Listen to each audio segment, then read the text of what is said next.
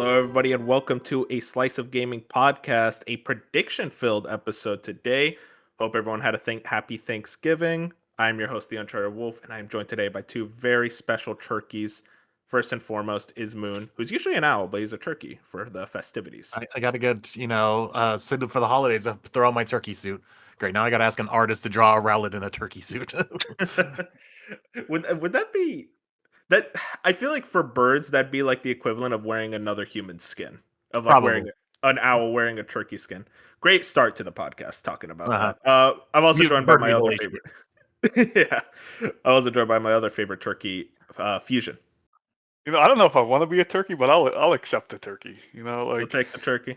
I I'll like take the turkeys; they're turkey. funny. I mean, they are. I just think I'm like that one orange dude in Office when I think of turkeys now. Just because he's got like the dude in office. the Trump. He's got like his chin that like hangs like Oh, 7 inches down. Looks like everyone always calls him a turkey, but yeah. you said Office. I was like, The Office. I don't remember a turkey character in Oh, The oh Office. yeah, no, not Yeah, the show. same here. I thought he was talking about the show The Oh Office. yeah, sorry. I was so confused. No, I get it. But we got to talk about Game Awards, boys. I mean, we're coming up on it. It's December 14th. I did say when the nominees were revealed, we're going to do our predictions the following week. And, right now, us three are going to be here to try to predict the winners of the actual awards and also what's going to be revealed there. But before we get into that, if you guys want to follow us, we're on YouTube, Spotify, Apple Podcasts, wherever your favorite podcasts are. We're going to be on there. Like the podcast, helps us out a ton, and follow us on Twitter and Blue Sky at A Slice of Gaming. But let's just get right into it. Boys, how we feeling just like temperature check on this year's Game Awards in terms of like excitement? Not even really for the award show, let's be honest, but like the actual like reveals and whatnot. For me, it's very. I'm always excited. This is my favorite event every year. This like Mm-hmm. a few years ago, the Game Awards overtook like the E3 week for me. Like I still like Summer Game Fest. I still like that week. That week is awesome. But like probably 3 to 4 years ago, I was like the Game Awards that day. The week leading up to it's like my favorite time of the year when it comes to video games. I'm super excited. I'm like temperature check probably a 9 out of 10. Last year I was a Mm-hmm. 10 out of 10 only because it was like we knew how special last year's show was going to be, and it ended up Oh yeah. even surpassing that. But it was the 10 years. Jeff was hyping it up. It was going to be a big deal. So like I knew going into last year's like, okay, this was going to be a special one. This year, my only reason I'm a little lower is because of how good last year's was. Where I don't think he's going to be able to surpass that. I'd be even surprised if he could get close to what the show was last year. So like, I still think we're gonna have some cool stuff and some cool announcements. I'm just going in a little more tempered because I don't think he can hit the highs that last year's was. What about you, man?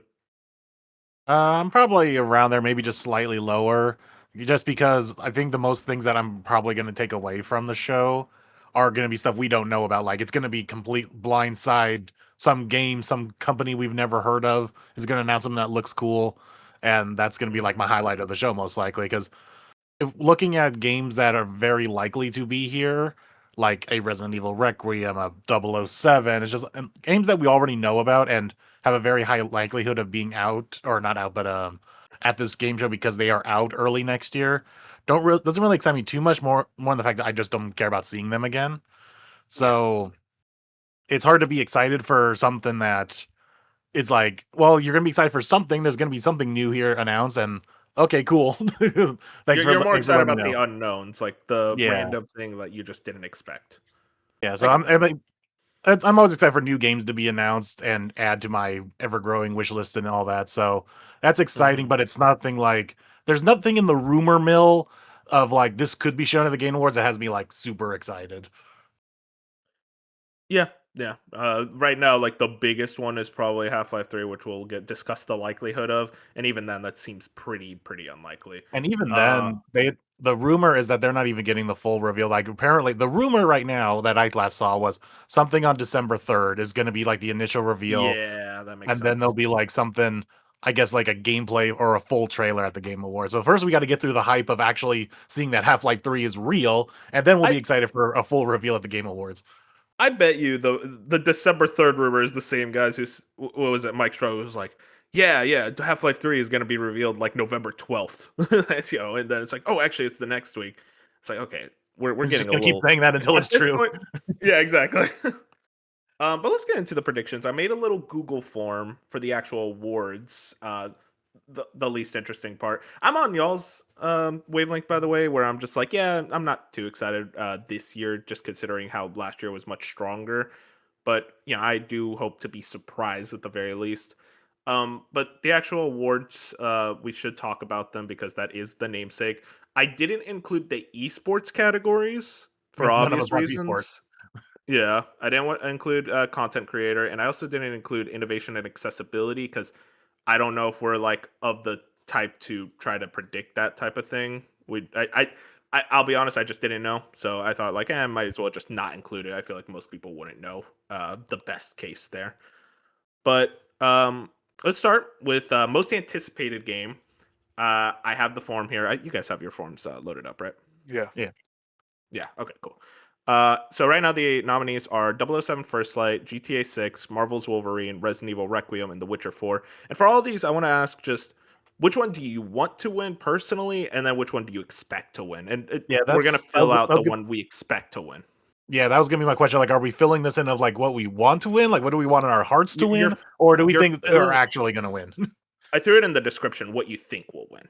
So, like, Okay. what is the game that you think is going to win it, and what would you personally want?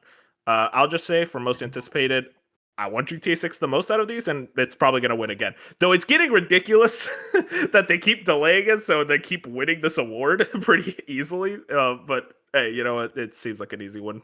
Yeah, it's an easy win. It's like I'm out of these five, I'm more interested in Wolverine, but I know that's probably like halfway down this list of winners, so it's gonna be GTA 6. The only one that I might have a slight shot at winning at beating it, because now people are just tired of GTA 6 fatigue of waiting, and then Witcher 4 might yeah. outdo it, but people might also might not vote for Witcher 4 just because they know it's not out next year.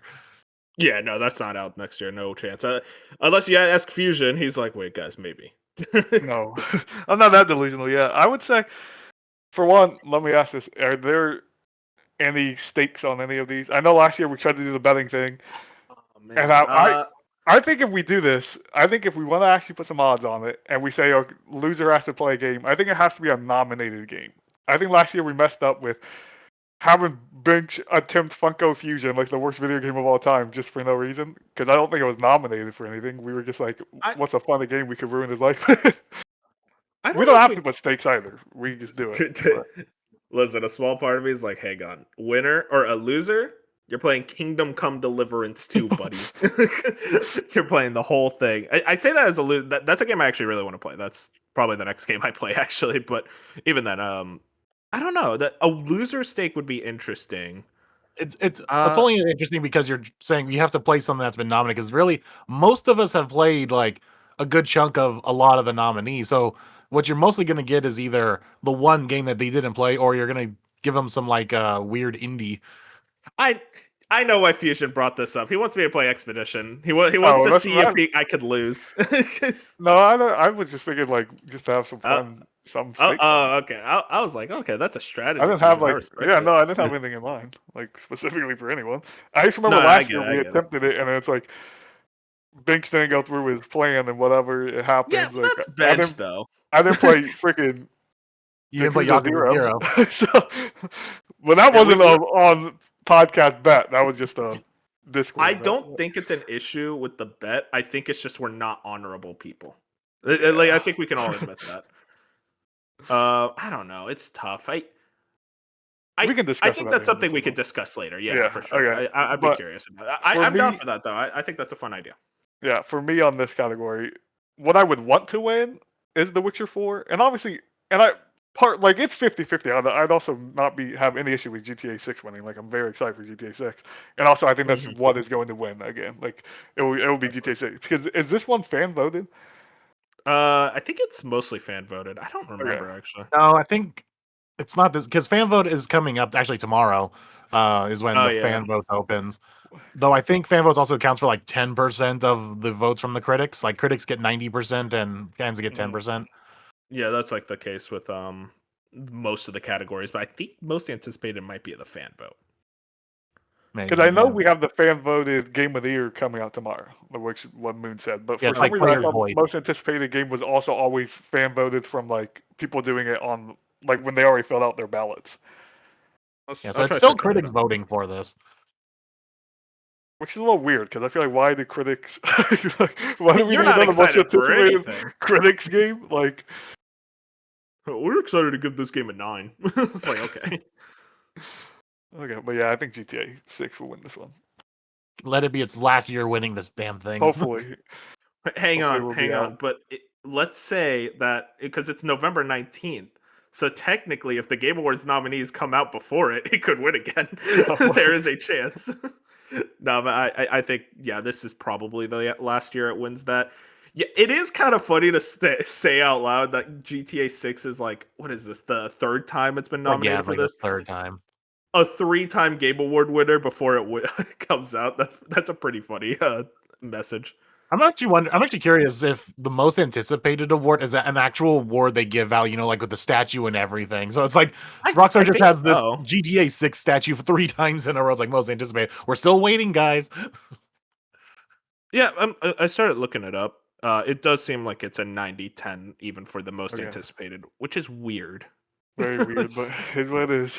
It's because they Uh, want to keep it strictly like the Oscars and everything else, where it's a critic thing. It's people in the industry Well, voting for this. no, that I get. I think specifically for most anticipated is where I Yeah, find it a little weird. I'm only like. Does the Oscars have like a most anticipated movie that the critics vote on? No, No, Okay, so that's where it's could you weird to me, imagine? where it's like every other category it makes sense for the 90-10 split. It should be that way. But for most anticipated specifically, I'm like, why are you asking this group of 200 people instead of just the millions of people who are actually going to buy the game? Dude, it's so funny to think about if Oscars did the most anticipated movie thing. It would probably just be the Batman every year. We'd keep and it keeps Oh yeah, winning. It would be like the the GTA 5th 6. year in a row. Oh god, just come out already. Whatever. Best adaptation. This is a very funny category this year because you could argue all 5 of these are bad. Now, Fusion, I know you're a fan of Last of Us season 2, so I'm not No, I'm gonna not. No, this should not be on this list. Nah, but I mean, like, look at it. It's like Last of Us season 2, Until Dawn, Splinter Cell, Death Watch, Devil May Cry, and a Minecraft movie. From what I heard, 2 of these are good, and even then, one of them a lot of people did not like. Which I heard Splinter Cell, Death Watch was good, but nobody watched it. And I heard Devil May Cry. Some people liked it, some people hated it. And then Last of Us season 2, a lot of people hated it. Until Dawn, a lot of people hated it. A Minecraft movie, I watched that in theaters, and let me tell you, I love it. I think it is an amazing movie because of how horrifically bad it is. It is not a good movie at all, but I kind of love it. I don't really think this could go anyway. This is like the one category where I genuinely think like all 5 of these could probably win. If we're I talking don't. strictly voters, I think because isn't Last of Us season 2? Yeah, it's being lauded by fans, but isn't it still like really high up in Yeah, some critic critics really reviews? liked it. There's like an Yeah, episode that people really liked. so I so that's why I think it's probably going to be Last of Us, just because of that reason alone. Everything else is like either nobody watched like Until Dawn and Splinter Cell, or do the critics have like a meme sense of humor and be like, yeah, let's go for the Minecraft movie. It made $1 billion. God, I wish. Most people have seen it. Let's just vote for that. I wish.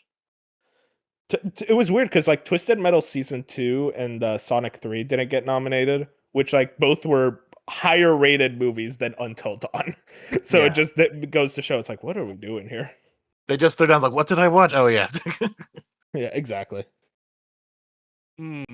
It's interesting because I think Moon makes a good point of the critics still really liking The Last of Us season 2. Like I even just looked it up and it has a 92% on Rotten Tomatoes, which is absurd. When the That's user so rating is a insane. 37, by the way, it's like a very large difference. We're talking about 60%. So I But think The it Last makes of you Us 2 wonder will though. win. But that makes you wonder though. Those are movie and TV critics. They're not game critics, and these are game Yeah. critics voting for this. So That it makes is true. do game critics lean more with the movie critics, or do they lean more with the gamers? But like Arcade IGN, critics gaming. IGN gave it an 8 out of 10. Okay, never mind. So it's like you have like I didn't. That's the only one I saw from a game critic review But even standpoint. then, But like like IGN, that's their movies and TV division, and a lot of those aren't as much gamers. I see people are gonna look at this list and say what has the highest quality and budget. And it's good. Like The Last of Us Season 2, out of all of this, is the budget thing. It's the thing with like it has good The acting. HBO. Yeah, it's HBO. It's people like it. So I think it's just going to win by default. I personally, I've never even seen the Minecraft movie, but I want that to win just because that would be funny. Like, I think it would be a cool Good thing to logic. win, Yeah, and I want I anything but Last of Us to win. yeah, But it's gonna I'd be win. okay with Minecraft movie just because it's just the meme that it is. So I'd be okay with it winning, but yeah, it's most Yeah. likely gonna be Last of Us. Dude, you guys need to watch it. You I need to I watch watched it it. with like a. Oh, okay, you did. Okay. But, watching it with like a group of friends in a packed theater is like one of the most incredible experiences because every horrible joke, just the whole crowd would just clap, like very quietly clap. I love that movie. I'm gonna say Minecraft movie just for the memes. I really Yeah. think it could go either way for all five of these, and I just think that at this point, this feels like such a meme vote that a lot of people would just go like, I don't know, Minecraft movie. I watched that one. But I do think you guys make convincing arguments for Last of Us winning. Best multiplayer. We got six. Oh no, five nominees here.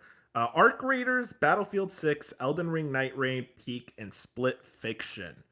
Uh, this is always a weird category for me. I feel like they should kind of separate this as like best co-op multiplayer, or not co-op, but like cooperative, I guess, multiplayer and best competitive multiplayer. But then it gets to a point of being almost like You're not gonna get enough how nominees much. for both categories. Yeah, exactly. Yeah, I mean, like you could probably put like peak and split fiction and cooperative, and probably find there was a lot of like what they call friend swap games this year, so you could probably throw those in.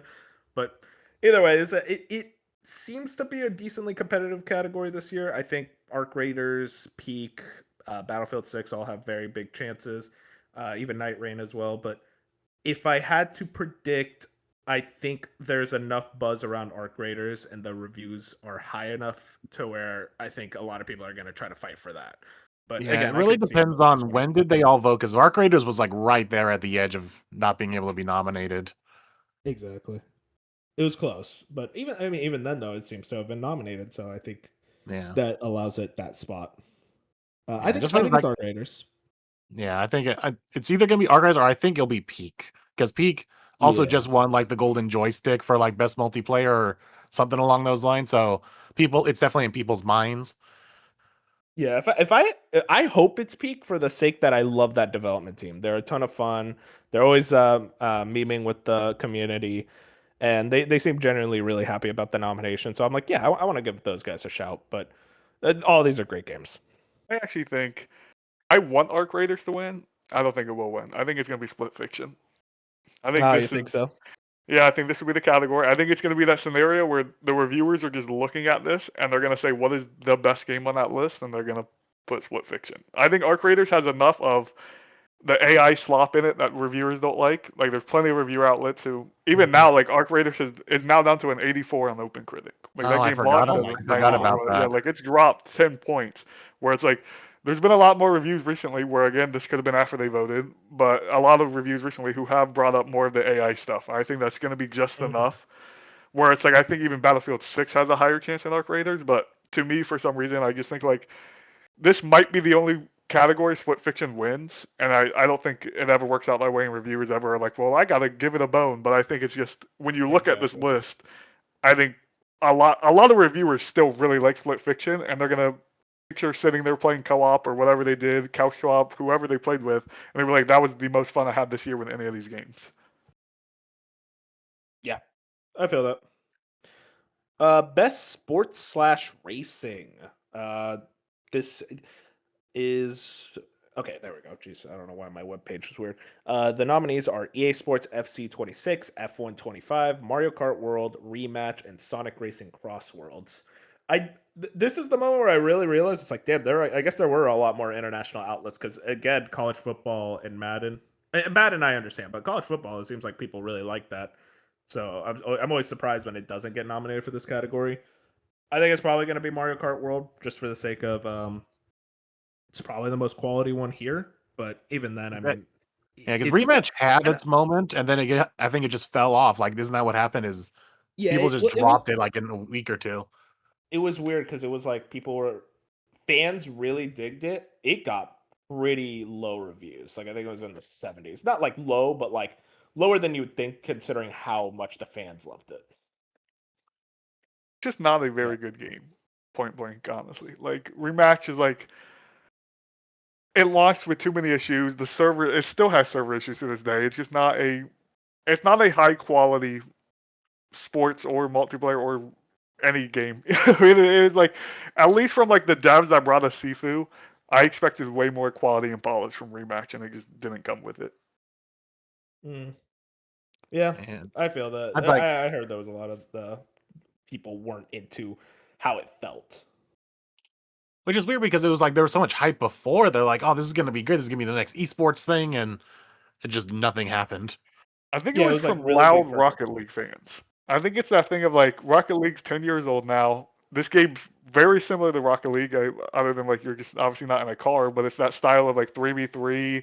You're more like you're close with the ball, like you're controlling your little spot, you're throwing it to your teammates, all that. I think a lot of the Rocket League fans who are just like kind of burnt out at Rocket League were like, okay, Rematch is going to be the next big thing for us in this style of game. And it just came out and they're like, okay, Rocket League's still better. So they just like, Mhm. it just fell off. I think for me, it's like, I haven't played any of these games other than Rematch. Well, I guess I have played Mario Kart World like a few matches, but it's like, Yeah. to me, I think it's one of those categories where like they just see Mario Kart and they're gonna vote for like Mario Kart's a great game. It's the highest reviewed game on this list. It's like I think they're just gonna see Mario Kart best rate. Like I don't think there's ever been a Dude, Mario Kart in the best racing category that's never like they haven't won. uh, I mean, there's only been one other Mario Kart True, that's been but like that in 2014 let me Game Awards. I might have won that. rephrase. I don't think there's ever been a Mario like sports thing. I like there. I don't know if Mario Well, Tennis won if it was up Mario there. Mario Tennis didn't win. Okay, I see the point you're trying to make, Fusion. It's not working, but because I don't think Mario Tennis won. But Strikers also won, the dude. Mario sports games have been really bad on Switch. Like golf was really awful. Strikers, don't even get me started on that one. I do think Mario Kart World is by far the best of that like kind of Mario spin-off like sports racing territory. So I would say it probably has the biggest chance because of that. It was funny seeing Sonic fans go like, "Yep, this is the Sonic Racing Cross World category." Listen, man, I played both games. I have my complaints about Mario Kart World, but it is a much more polished video game. Sonic Racing is fine. It's fun for what it is. But yeah, I think it's probably Mario Kart. I'm with you. Yeah, it's probably Mario Kart. As much as I want to say Sonic Racing Cross Worlds, but it's gonna be Mario Kart. Best sim slash strategy. This is another one where I kind of think they should be separated at this point. There is a big omission because the list is Final Fantasy Tactics, Jurassic World Evolution 3, Civilization 7, Tempest Rising, The Alters, and Two Point Museum. Guys, what's the omission? Come on, I you don't know know me. because I don't play these games. I don't play. No, No, Oh, no, Power think Wash. about me. Yes, Power Wash Simulator 2, fucking snubbed. Well, did For it come some out reason, after? no, it was October 26th. Oh, I I think Jeff is racist. I have to those say it. Power I, Washers. I think he just doesn't like power washers. It's insanity. But no, in all seriousness, it is insane that it isn't nominated. I'll just say that because listen, Tempest Rising, I bet it's good. I've never heard of it. see, And that's the thing Jurassic is World, though, I don't yeah. even know if it is in this category. Yeah, Sim, but well, all of these are strategy games. Well, yeah, that's the problem with this category. It's best sim slash strategy, but like most of these are strategy. I mean, Jurassic World Evolution, you're like building a Jurassic Park thing, so like, that's a simulation. Two And Point Two Point Museum, that's a Museum. sim. Yeah. But even like the alters, I don't know what genre that'd be.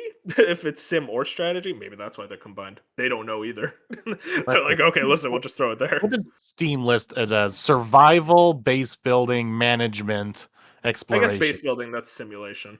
Yeah, Anyways, yeah, the category's a mess. Power Wash It is a Simulator 3 mess. should be here. Phew. Tactics being in here just is like I understand Tactics is a strategy game, but it's like I don't like throw that in best RPG or something. Get it out of Yeah. here. I don't know. It gets weird. What I think will win, it's probably either tactics or the alters. I think it's gonna be the alters. I think there's been enough groundswell. Even if it wasn't that big, I do think the people who liked it really, really liked it, and the fact that it yeah. got nominated tells me that they're gonna want to fight for it. And I mean, listen, I heard it's an amazing game, so yeah, I hope it wins as well. It looks like a ton of fun, and I think that team deserves a W. this is the point where it's kind of interesting where you have something like The Alters, which is a brand new game and comes out and is actually really well reviewed, but it doesn't make a giant splash, but it does make a splash in its community. But Civilization has that name brand, and for the people who don't play those kind of games, do they go with the name brand of Civilization? Well, Civilization put out a game, okay, let's just vote for that. Mm-hmm. Yeah, it's very possible that people just vote for whatever genre they see. I could see a lot of these winning. And then I'm Final going for Fantasy the Tactics Alters. is weird because like do the voters want to vote for a remake when it's not even like a full remake, it's like a high quality remaster. A partial remake, some would say. Partial remake, yeah, that too. Yeah. So it's I could either see it going probably to either Civ 7 or The Alters. Okay. What about you, Fusion? I'm going with the Alters. I think like I even though Tactics is the highest reviewed game of this list, and like I know people really like Tactics, I think it's just the Alters is unique enough, and I just have a like for some reason I look at this category and I think the Alters is gonna bring it. Yeah. Oh yeah, Yeah. for sure. It's probably gonna I be think it's one of this those two. Tempest Rising game we've never heard of. It's gonna win, but I feel bad. I feel like I should have heard of this. Yeah, so I- but yeah, I didn't say I'm voting for The Alters just because I want to vote for the new game instead of the partial remake or the brand name Wait, that's is that kind what you of think will win as well?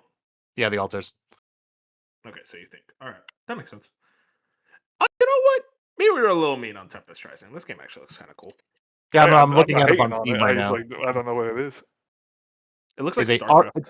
it's a real-time simulator strategy based building. You know what Yeah, I it looks a thought lot about? it looks a lot like StarCraft. Like a very high-end StarCraft. I've never played an RTS game. Like Except I've for just never played one. Except for Pikmin. Except for Pikmin, yeah. But even then, that's like RTS light. That's so wild. It's like the one genre. Anyways, moving into best family. This is usually considered the Nintendo game category. Donkey Kong Yep. Bonanza, Lego Party, Lego Voyagers, Mario Kart World, Sonic Racing Cross Worlds, and Split Fiction. I feel like this is a lot just because which of these is the one that's nominated for GOTY? It's Donkey Kong, so I assume it's Donkey Kong gonna win.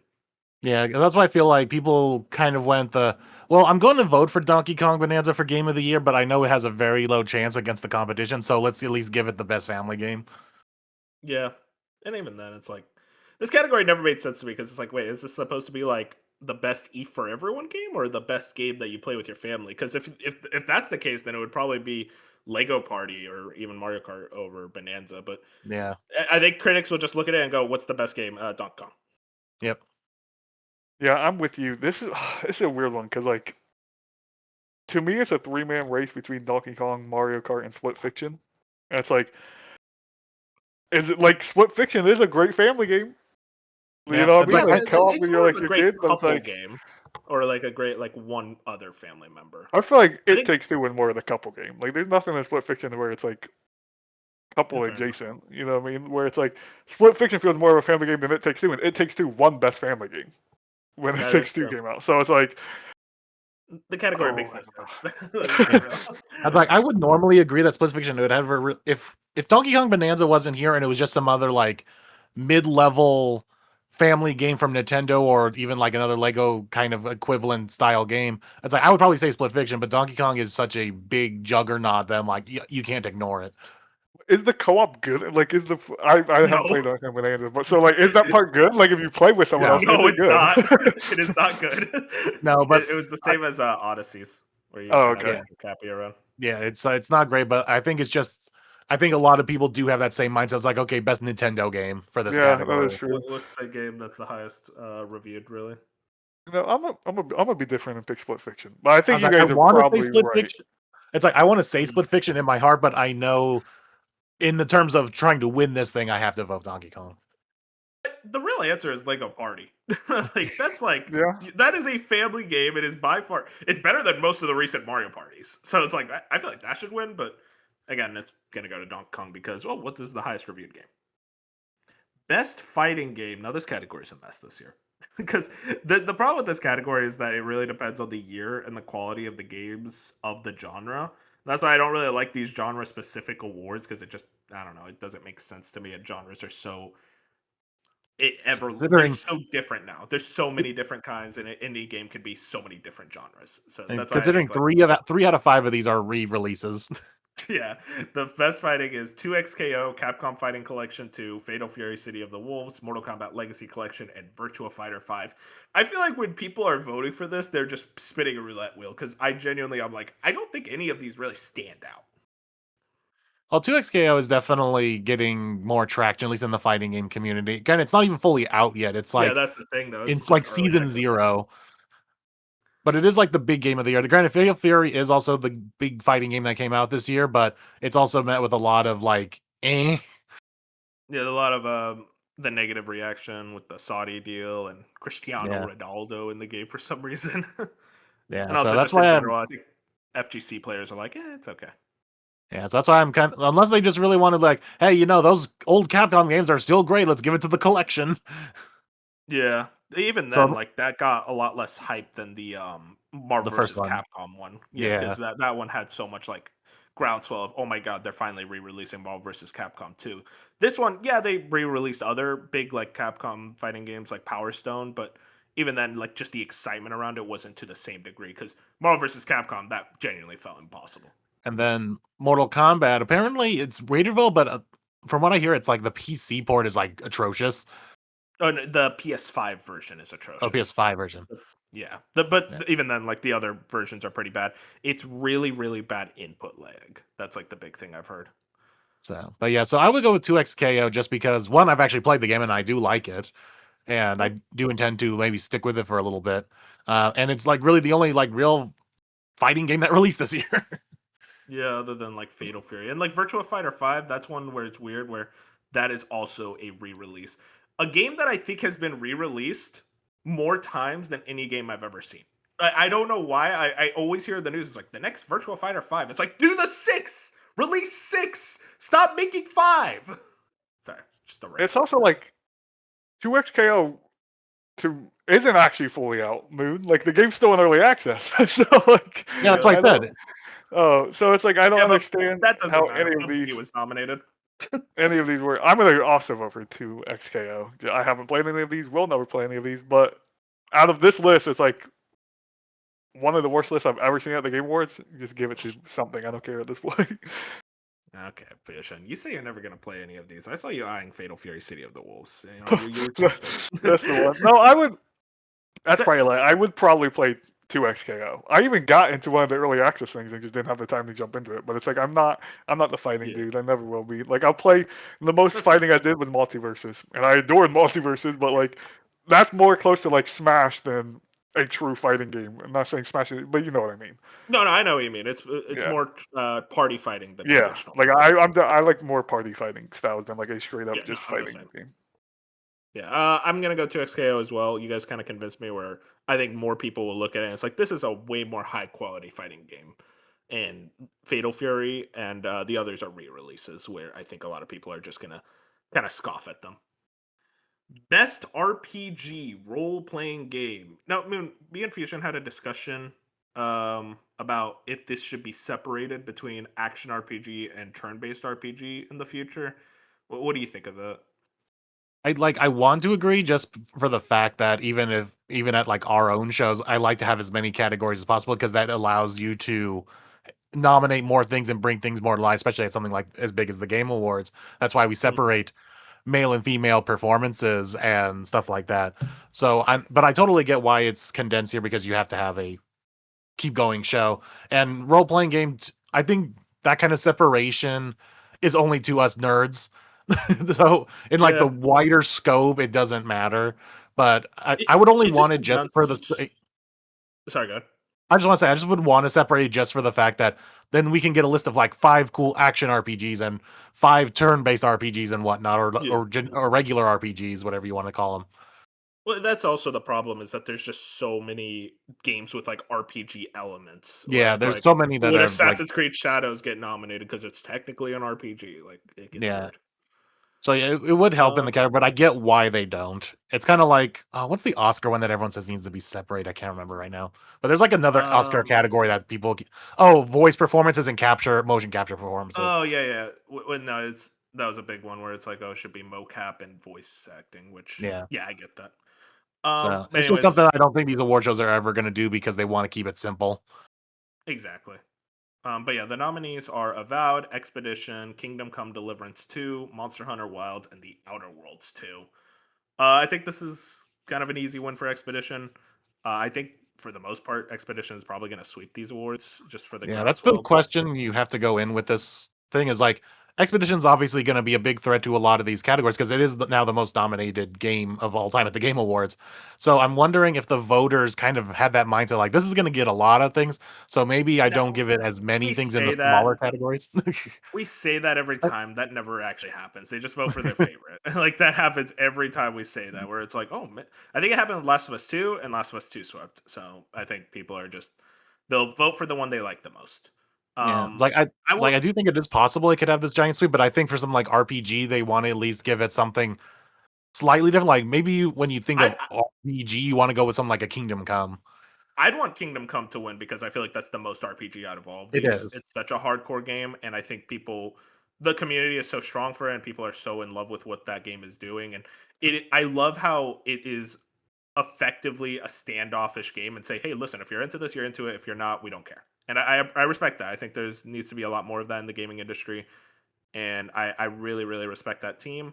But I do think it's probably going to be Expedition. Stuck on this one. I really am because I You're the think RPG guy, Fusion. You're a favorite genre. I'm like I think for some reason I'm playing too much of the game where like kind of like Moon was bringing up. It's like, is this going like Kingdom Come Deliverance 2 is the most RPG thing here, and like Kingdom Come Deliverance 2 has a lot of reviews. It's up for Game of the Year. I don't think this is just like Claire Obscura is in this category, it wins type of thing.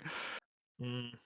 Yeah, I could definitely see Like, with You might like have a point. regarding like the Expedition 33 like takeover, I could see winning, best song, best soundtrack, best other things like that. But when it comes to like the RPG category, it feels like they almost would want to say something else. Yeah. No, I get what you guys are saying for sure. I just think like when critics look at these, they don't think about it too much. They see what their favorite game is and they vote for it. And I think yeah, Expedition is probably the favorite for most of them. I'm gonna go with Claire Obscura still. And it's just Yeah. like I just would not be shocked if it's like Kingdom Come Deliverance 2 wins this category. Like I wouldn't I be Yeah. hope, shocked. man. I hope that team. It's gonna be between these two. Monster Hunter Yeah. Wilds fell off a cliff. Outer Worlds 2 didn't make a big enough a splash. Avowed went into the God bless ether. Avowed. Let's go. That's a game I spent 60 hours of, and I think I remember two of them. God bless it. Best action slash adventure category. We have Death Stranding 2, Ghost of Yote, Hollow Knight Silk Song, Indiana Jones and the Great Circle for some reason, and Split Fiction. It still counts. It really. Listen. I'm not going to talk anymore about Indiana Jones. It got nominated. There, I'll say the fact that it got nominated. I feel like it could go anyway. I think it's probably going to go Hollow Knight Silk Song. Um, I do think Death Stranding 2 has a big chance. Same with Ghost. It's one of those things of like, what are the ones that are nominated for GOTY? And right now, two of them are nominated, and the other three aren't. Yeah. Uh, So once again, it comes down to that whole do the voters think like, well, these games are going to get a lot of exactly. buzz. Like, do I want to give this category award to something else? I think. I think I'm gonna go. I think I'm gonna say that it's Silk Song. I think it's Silk Song. I think there's enough groundswell around it, a lot more popularity above all these other games, and I think the people who reviewed that game really, really digged it. I'm with you. And I again, think this will I also could be see it. Silk Song. Like, this is actually my favorite category of like all these games actually make sense. Like, like I Yeah, look at this list, I'm like, they all make sense to me. I know you're like hating on Indiana Jones, but as an action I'm not adventure game, it's hating. like an By factual, I'm going to be very factual with my opinions on Indiana Jones from now on. Indiana Jones and the Great Circle is a video game that released in December 2024 and is nominated for Best Action Adventure. That's all my opinion. Not even my opinion, it's a fact. yeah, but I'm saying like nomination aside, I'm just happy that like every game here fits this genre. You know what I mean? Like every Split Mhm. Fiction's an action adventure No, game. I All get what these you are mean. action These all adventure make games. You know what I sense. mean? Yeah, I Yeah, get what like you this is the category where it's like, I can look at this and this all makes sense. But yeah, I'm gonna go with Silk Song. I think Desiree to me, Ghost of the Yote actually is like the second place to me. I don't think Ghost of the Yote is the second best game on this list. I just think when I think action adventure, I don't think Desiree 2 has enough action in it compared to Yeah. like a Ghost of Yote is the action adventure game, Yeah. just like how Silksong is the action. Like like- they're 2D, 3Ds of the same thing, but I think Silksong is the best game on this list, so that's what I'm picking. Yeah, it's like I think that is probably the truth. I was like I want to say Ghost of Yote just because of the whole it's not nominated for GOTY. So, but I do think probably just could be like Silk Song. We still have a good amount of categories left, so let's try to speed it up a little bit. Best action game. This is probably games that are mostly focused on combat above all else. Battlefield 6, Doom: The Dark Ages, Hades 2, Ninja Gaiden 4, Shinobi: Art of Vengeance. Shout I out think Shinobi. this is an easy one for Hades 2. It'd be cool if Shinobi won. That game looks awesome. Yeah. But I would love I the think first Shinobi to win, but yeah, it's gonna be Hades too.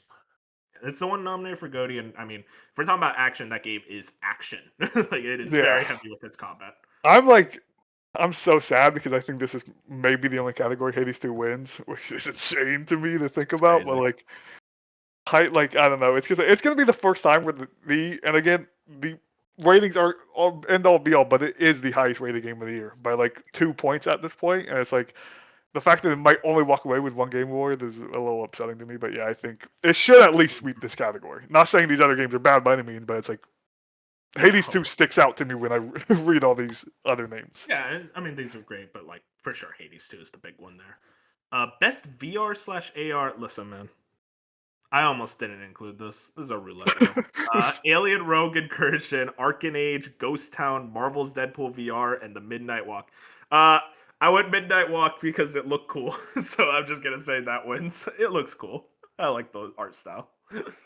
Yeah, that's really the only thing that stands out here. I'm actually gonna go Deadpool. That might actually win too. You know what it is about Deadpool is like it's Neil Patrick Harris, and that immediately took me off. Like this is the worst Deadpool impression. And the other option is Ryan Reynolds, and I hate Ryan Reynolds, and I'm like, I don't think they'll ever get a good Deadpool voice actor again, like they did with Nolan North. So I just have to accept this character's dead to me now.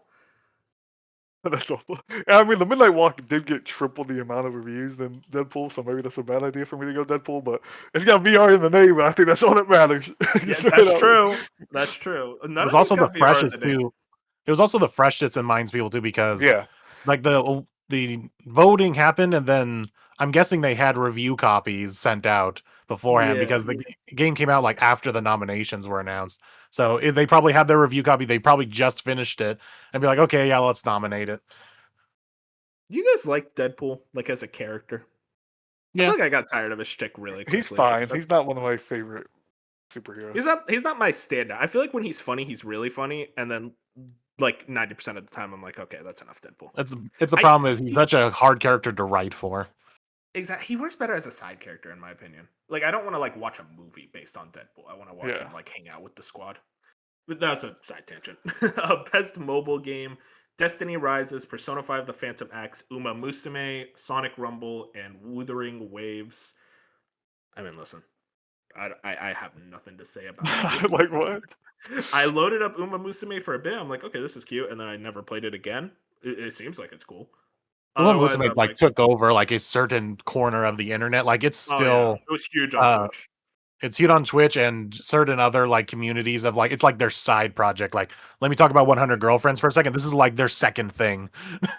Gotcha. So it's like in certain I'm certain in like very peculiar categories, not categories, but like communities, it is still like a big thing that people like bond over. So Exactly. it's possible like how much of that is also in the voter base of the Game Awards that this could be the thing because this could possibly be the best game out of this bunch based on critic scores. Because I know Persona 5 kind of fell off. I don't That know was anything about weird. Destiny Rising or Wuthering Waves. I heard Wuthering Waves is pretty good. I heard Destiny Rising was a lot of. I mostly just heard it's better than base Destiny 2, but everyone hates Destiny 2 right now. So I'm like, what does that mean, really? Sonic Rumble I heard was really bad, but Yeah. my assumption is it's probably going to be Uma Musume because even with the critics, like you say, like the critics, like, oh, are they the voting crowd, the ones that are actually going to play this and vote it for it? I do think there is enough overlap and there's enough of a groundswell behind that game to let it win. Probably get burnt, but I'm just gonna pick Destiny just to support Destiny. So, and I have That's no funny, idea it's what like the I other games are. Do you think that's the winner? Um, yeah, I do. I think Okay. it's one of the two. I think it's that and the horse game. and it's like I don't know anything about the horse game, so I'm not picking it. So You gotta say Uma Musume, Fusion. I want to hear those words come out of I your don't know mouth. if I could say that name. Would you think it's a slur? Yeah, I think that's gonna put me on a list somewhere. It's gonna take Yeah. down Okay. a. Fair enough. Fair enough. I That's wanted it. I wanted to be Persona 5. I actually tried to get into it. I probably put like 10, 15 hours in it, and Well, it's that was on just Steam. yeah, because it's on Steam, and I played it, and the core of it is good, but it's just the whole, not even the monetization, but just the million checklists that you have to do just takes me out of it. I get you. Best debut indie game. This is so funny. I checked the award site and I didn't realize this, but Megabonk was removed, so now there's only 4 debut indie Yeah. Yeah, games. They did you not weren't throw in around for another that one. whole thing. No, I was around for that whole thing, but it was just funny seeing like it's like damn, they actually reflected it on the website too. That's very funny looking. I thought they would at least add a 5th game, but it seems not. It's Blueprints, Expedition 33, Despelote, and Dispatch. Uh, this is a whole discussion. I didn't want to bring it up, but I got to bring it up. I don't think Expedition 33 is an indie game. I at least like it is technically an independent game under an indie publisher. I get that. You can make that argument. I just think its budget is too big to really be considered an indie game. It's the same thing. Baldur's Gate 3 is technically an indie game, but that is way too high of a budget to be put into a category like this. Yeah, And I because understand the arguments. I'm fine like with it, whatever. But just personally, I feel weird about putting something like Expedition 33 next to Despelote, which is a very much an indie game. yeah, because I that's the thing is independent has always been about the studio and not the budgets. So that's Yeah, I that mean by that's like my definition. personal. Yeah, it's my personal definition versus I think what a lot of people do. But it's just like Baldur's Gate 3. That's independent. That is a Yeah. self-published game. So I never really liked the term indie in general. I'm only with you because if you take this massive game out of these 2 indie categories, it's under Last of Us Part 2 for nominations. So, like, Yeah. what? So Hey, you're true. saying if Last of Us Part 2 wasn't under PlayStation, they would have been here for these 2 more categories. Listen. We got to give the Last of Us 2 hype. um, with that being said, I think it will win. Just Yeah, because, again, it's a Game of the Year contender. It's probably the likely favorite to win Game of the Year. And You also look it at is this like a list. big it is also like a, as the name suggests, debut indie. Like this is the Yeah. biggest, like this is your debut. This is what you're starting with. Yeah. And it's like, So, it kind of sucks because I think it's a little unfair. I think it is a little unfair. And I think Blueprints, like, is sitting here and it's like one Blueprints and dude made Blueprints Dispatch. or whatever. And it's like, that's an indie, but That's as all such an indie gets, indie. you know what I mean? Whereas I think it's a little unfair, but I still think like it's just gonna be Clerks here, and it's gonna be it's really also, weird to see. And I still see the argument where I understand Clerks here is still an indie game. Like if someone asked me is it an indie game, I'd say sure, but like whatever. Yeah, I just like, to me, my definition has always been like, what's the budget? And I feel Yeah, like you look at it. You look at it. I mean, you look at the budget. I think it was around 25 to 30 million. I'm like, that's next to the guy who spent like one dude who spent like 7 years. And I don't mean to do the whole like, oh, woe is me, like the help the poor indie guy. Like Blueprints is more than successful enough. They don't need the award. They'll be fine. Same with Despelote and Dispatch. But I'm just like, I just feel weird about it personally. it I also, But think I'm with you. at I least think with it's also probably Expedition wins. debut indie, it's weird because I feel like you shouldn't be able to nominate people who are just from a bunch of other companies. Like Dispatch is a bunch that's a of good point. former Telltale people. Yeah, you're Even right. Expedition 33 is a bunch of ex Ubisoft people.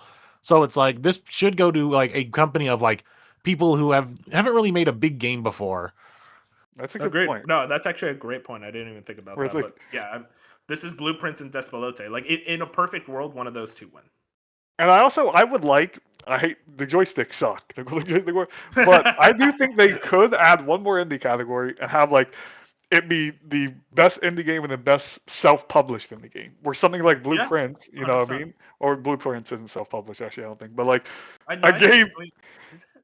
I I'll don't look it think up. it I'll is. look it up. But something where it's like you have. That's one thing I do like about the joysticks is they separate. I think it gets a little weird because then we might have 3 indie categories. But the indie scene is so vast right now and so different when it comes down to what's an indie, what's the difference, what's this. That I think adding one more indie category would not be bad by any Mhm. means. Blueprints was Raw Fury, so you were right. It's not Okay, yeah, that's technically what I thought. self-published. But yeah, it just gets weird. It's like with movies, it's like A24, but Yeah. like with A24, those budgets reflect the indie nature, and I just don't really feel that for That's Expedition like personally. exactly. Expedition 33 is an A24 film. Like that's what it Yeah, is. You know what I mean? It's but like even that then, thing of it would be like Everything Everywhere All at Once, where like that was an A24 film, but it had a pretty big budget. yeah, where it's like it's very much like Even then, you could still I guess for call gaming it A24 feels different. indie, but like to me, A24 they don't use double A in the movie scene, but like that seems like at this point they do a lot of double A type films. You know, it's Yeah, just no, you're it's a right. whole mess. You're right. At this, indie as a word has lost some meaning. Yes, yes, we're at the point where Uh, indie means a lot of things, and we should like probably Dave the Diver, like yeah. not forgetting that was weird. Yeah, because I'm pretty sure Dave the Diver didn't have a giant It budget, had but I'm sure Nexon publish. Yeah, it didn't. So it has that it has a giant publisher attached to it. It just that's where the budget Well, argument goes yeah, out the window. that's I when it like just that goes back to vibes. that idea of self-published versus non-self-published, like Yeah, having like a Devolver Digital or a Raw Fury. I think that's a great idea, Fusion. That'd be cool. The one good idea of the golden joysticks, some may say. no, it is. It is the. I love that category. I think they do really good within it. It's a little weird when you like see.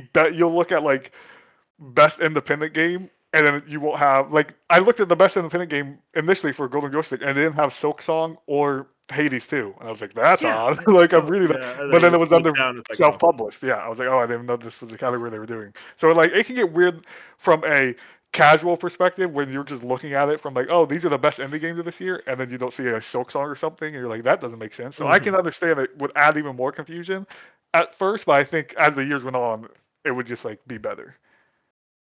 I also do really want to quickly shout out the Megabonk developer. Really awesome of him to go, hey, I've made games before. This isn't fair. Let me remove Yeah. myself. I think that guy's awesome. I really want to play that game. It looks sick. Best independent game. This is just debut indie, but this time it's not their debut. Yeah. Very good description, Wolf. Best independent is Absalom, Ball X Pit, Blueprints, Expedition 33, Hades 2, and Hollow Knight Silk Song.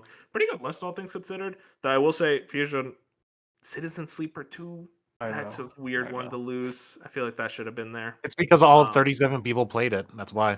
I know it really is. It's like I can't even be mad because that's. I mean, it probably has 12 reviews. Like, Yeah. it is what it is. Which is rough. Sadly, I heard it's great. I look at this. I've had my opinion on the whole independent expedition category. I hope it's either Hollow Knight, Silksong, or Hades 2. I think those are by far not even just the best indies. I think they're the best games of the year. I think they give it to Hollow Knight, Silksong. And I think they know want to I give it to Hollow said they Knight. usually I know I said earlier, oh, they usually are gonna give it to the best game of the category. They don't think about it. I think this is the one category where they look at it and it's like, well, we already got it in Expedition, all these. Hollow Knight is probably the most like that is the face of indie games. That's one of the big faces, like the Mount Rushmore of indie games. You would probably put Hollow Knight on there. I think Silksong is the one that wins this. And I would think they would at least want, like we keep going about, do they really actually care about this stuff when they think about this stuff? I think they would at least think of like, okay, well, there's a lot of At least overlap they're between independent. debut indie and indies. Like we should at least separate those and not have one game win both of those awards. I will say two things. Citizen Sleeper 2 actually has 77 reviews, so these reviewers just suck. It's way more reviews than I expected. Yo, fuck 'em. Two, I want Hades 2 to win. I also think Hades 2 will win. But if Silksong wins, I'm like fine with me. Like I want Hades 2 or yeah, I want Hades 2 or Silksong to win this category. Again, Clair Obscure is just a weird one. I think if it wins best debut, it shouldn't win best indie. But again, at the same time, if they believe it's the best game here, vote it. You know what I mean? Like if Hey, it wins listen, we have 12 our own times, award it wins show. 12 times. Yeah. We have our own award show, and let me tell you, I'm gonna fight and say be nominated. Ball Pit's a little weird to me here. I know people really like Ball Pit, but I'm not hating on Ball Pit. But I'm just saying there was a lot. Like I heard there was a lot of indies, Citizen Sleeper 2 included, that are like I've heard more of than Ball Pit, or like have reviewed better. I don't know. I don't know if Ball Pit was just like a game that looks fun, and he's like, I don't like it. I don't respect it. But like, I think Ball Pit was that thing of I don't know. It's just like it's probably a good game. I And get it's what you're Devolver. saying. It's Devolver, so I feel like that helps. The weakest game of those 6, like just looking at the list, I would say all of those do deserve to be there, but Ball XP is probably like the one that you could change out for something else, which I get that. I mean, listen, it's no Power Wash Simulator 2. That's all I'll say. True, it could be up there. Which again didn't get nominated. What do you want them to do? They made the best power washing game of all time, and you can't nominate it for anything. God, this is It needs to be a best power washing category. yeah, it's the only game nominated. Let's go. Best community support. We could go through these two real quick. Baldur's Gate 3, Final Fantasy 14, Fortnite, Helldivers 2, and No Man's Sky. I feel like it usually goes to Fortnite, but I feel like this year more than ever. Oh wait, no, but community support is different. No Man's Sky. It usually wins this category, and I think this makes sense. For ongoing, that's a different story, but I think for community support, this goes to No Man's Sky. I'm gonna go with best community support, and that is hard. I would think it'd almost be like Helldivers or maybe Baldur's That's Gate. what I was thinking. Helldivers. I mean, it could. I just. But like, what did default to they? No Man's What Sky did 'cause they that only do? wins. What did the community? You know what I mean? Like, is best community support like Helldivers. your community manager on Twitter? Like, what's? I guess nice listening to the community. I don't know. It's Again, like this is one listening of to those the categories. community and Let's just cut it. Yeah. Because it's always the same 5 games too. It's like I think they have enough Yeah. awards, guys. Because like I'm trying to think of Baldur's Gate on Twitter. I don't remember them doing anything they released some specific. patches, but like that's the problem is that like usually community support it's like, oh, they're releasing patches, they're updating the game. That's ongoing. So Yeah. like, why don't we just do best ongoing? That's the category, and I don't know, like add a 6th game there just to make it feel a little more fair. Because Helldivers 2 won last year, and that made sense because it was that whole thing of like how they were interacting on Twitter and be like, this event's coming up, and like get your comrades together. That was like, okay, that makes sense. They're bringing their community together on social media. Where it's like, No I Man's think of Sky Helldivers 2 released this a year. massive patch. Yeah, and I think of Helldivers 2 this year, and I think of that Halo Reach stuff, but I don't think of it having like a community effect. I just think of it being like Yeah. a DLC type There thing. was the Xbox, like the Xbox Oh, that is recruits true. coming in. I'm doing and yeah, like, Helldivers 2. That's a good point. All right, you're doing Helldivers 2. Yeah, the Xbox think No thing Man's- was a good point. Yeah, I think No Man's Sky wins because I think the new patch came out, and yet again, it was a massive update and it was free. And I Yeah. think that goes a long way where it's like, man, you guys are still doing free updates for this game. You could, to the point where the community is genuinely mad about it being free. They're like, please let us give you money, Sean Murray. And obviously, I think it would be a good keep good for Light No Fire, which that game looks awesome. So, yeah. Moon, any last thoughts on that category?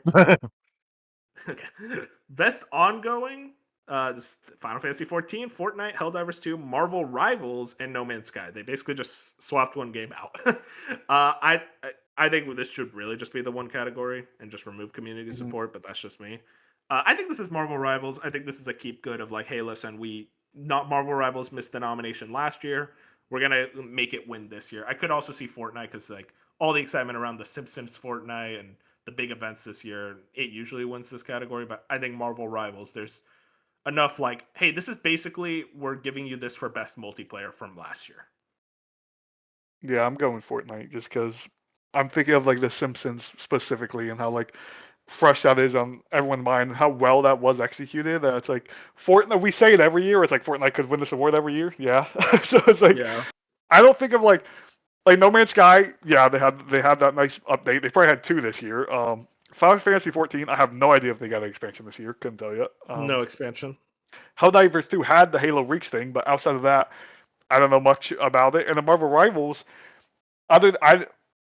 they probably added characters I don't know about, but did they have like characters? Yeah, they've did added they have an expansive like thing where they added a bunch of They maps added the or something? entire Fantastic Four. Yeah, they've that added like is 6 true. That characters. was this They've year. added like 6 characters this year.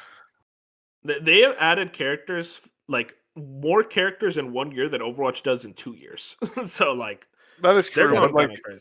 do people think like how much weight does just adding a character do? Where it's like Fortnite's adding an entire. Well, it's not just Simpsons characters there's a because lot. because characters come with seasons with new maps and new Okay, cosmetics. so there's and new maps. everything. Okay. Every new And there's a season lot of is like a hype around big the deal. characters. Like people got really excited about what was it? Was Daredevil this year, Moon? I forget. Daredevil was this year.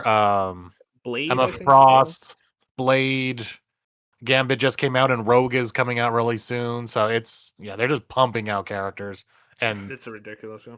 It's I'm like trying to get it's like 2 to 4 characters. It's like 2 to 3 characters a season, and we've already had like 3 seasons this year. So Yo, yeah, Deadpool baby. Let's go. Deadpool's coming though. Yeah, They've been saying the that. demon. You know, I'm Uh, sticking with Fortnite though. that's fair. I'm sticking Yeah, with Fortnite just because I think it's just more in people's minds, and that the Simpsons things really put it on the map again for a bit. Yeah, for sure. I think it's between Marvel Rivals and Fortnite. I think this is almost just their keep good of like, hey, you should have gotten best multiplayer last year. You missed the cutoff, so here's best ongoing. Games for impact. Well, someone called this the woke category, and I've never gotten that out of my mind Woke afterwards. category. Which, yeah, it makes no sense, but I'm like, I kind of that's funny to me. Consumi, Despelote, Lost Records, Bloom and Rage, South of Midnight, and Wanderstop. I think probably South of Midnight because it's the biggest game here. I can't say much Yeah, about any of these. I heard Consumi was pretty decent, but Despelote was best debut indie, so it could be one of those two. Yeah, I'm yeah, it's also. hard to say. I just I wanted to vote for played South of Lost Midnight just to Records. give it something.